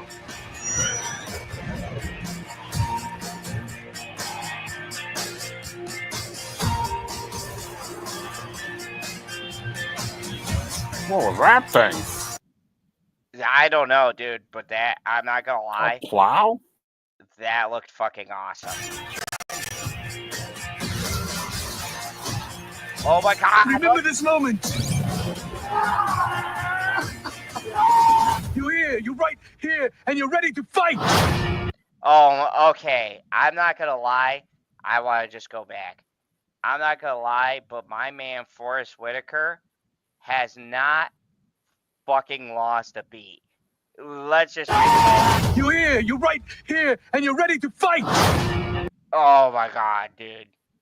Okay, I sound like one of those Star Wars reaction channels, but I just want to say that gave me a little bit of chills. Dude. Dude, oh man. April 22nd? April 22nd, that's so far away. Dude, Forrest Whitaker? Wait a second, how many episodes is Daredevil? Daredevil. I know they're releasing 2 on the 4th. Daredevil is supposed to be 13. 13? Yeah, because that was the norm on Netflix run. I don't know. Let me. Season 2. I don't think that they give a fuck about Netflix at all, but let me check. They give a fuck about the Netflix Daredevil because the creators said so themselves. They don't give a fuck about how many episodes Netflix fucking orders of a goddamn TV show. Are you kidding me? What a joke, guy. They do. You're wrong. I'm right because I'm awesome. I don't think so. I do think so. Okay, 9 episodes, so I was close. And then it's going to go to season 2, which will consist of 8 episodes. So it's actually more than that. Hold on. Stop. Suck it. Stop. You just said that Netflix was 13, dickhead. Yeah. And this is only 9. Science, bitch. 9 is less than 13, and it's not science. It's math, bitch. Anyway. Thank you everybody for watching. Hold on. So Daredevil, the last episode is supposed to come out 44 days from now. And then that's going to be the fucking saddest day. It's going to be a little disappointing. And Andor episodes. Andor comes out 1 week after Daredevil finishes. Dude, okay. I'm gonna give Star Wars credit for something, and Disney. Dude, that's a fucking smart idea. They got 2 bangers coming out. I mean, yeah. One after the other. That's great marketing. They got 2 bangers coming out back to back, but the problem is, like, I mean, it's pretty decent marketing, but it also seems like they're still running as a streaming network on very slim pickings when it comes to new content, because in reality, what they want you to do is watch every fucking day. And the only way that you can get people to watch every fucking day is to have a banger of a show every fucking day, which is why all of the shows on network television, even if they're not the most watched show on that night in that time slot, are still getting millions of viewers, mostly because of where they are. But what I'm saying is Disney needs to be able to have multiple shows that can run at the same time, like having a Marvel show and a Star Wars show running at the same time. No, so that you get one on a Wednesday and one on a Sunday. Oh, that would be. Okay, so actually, what you're saying, do what network television did, like have Bye, Laura. bye, Laura. Great having you on. Thank you for watching us. So you have Daredevil every, say, Wednesday night, 9, 10, 9 Eastern, 10 Central, whatever the fuck it is, right? And then Daredevil Thursday, right? Fuck, you could even put something on Friday. That's actually pretty smart because then you have those blocks where you could be like, oh my God, I got to keep Disney because I got Daredevil, I got Andor, I got, whatever the fuck Disney is also working on, and I can watch them consistently. Let me give you an example. Peacock, okay? Nobody's fucking talking about, but Peacock just got one of my favorite shows, Suits LA. Now, Suitsla yeah, with the Green Arrow. with the fucking green, dude, I already loved Suits, but when they told me they were gonna have Harvey from Suits OG and the fucking Green Arrow, I'm waiting for him to say, "You have failed this law firm." Oh, that'll be amazing. Dude, Suits LA, but here's the kicker. Before Suits LA is gonna go off, right, like concurrently, Twisted Metal Season 2 is gonna be running. And I love Twisted Metal Season 1. Zod, end the stream. As Bitchy is calling That's a good idea. you. You're a good moderator, LOL. Okay, so, hey, fuck, it's 2:39. Okay, Yep. dude, this felt like a late night talks. We'll be back on Friday. PB, I know you ain't got shit going on. What's your last words before I say all my shit? What are my last words? Yeah, Gene Hackman's Keep death. on. Weird. Okay. Keep on trucking, fans. All right, and as for me, by Here popular we go. request, I took a poll. I am going to finally be putting out my retrospective. I've been working long and hard, lots of editing.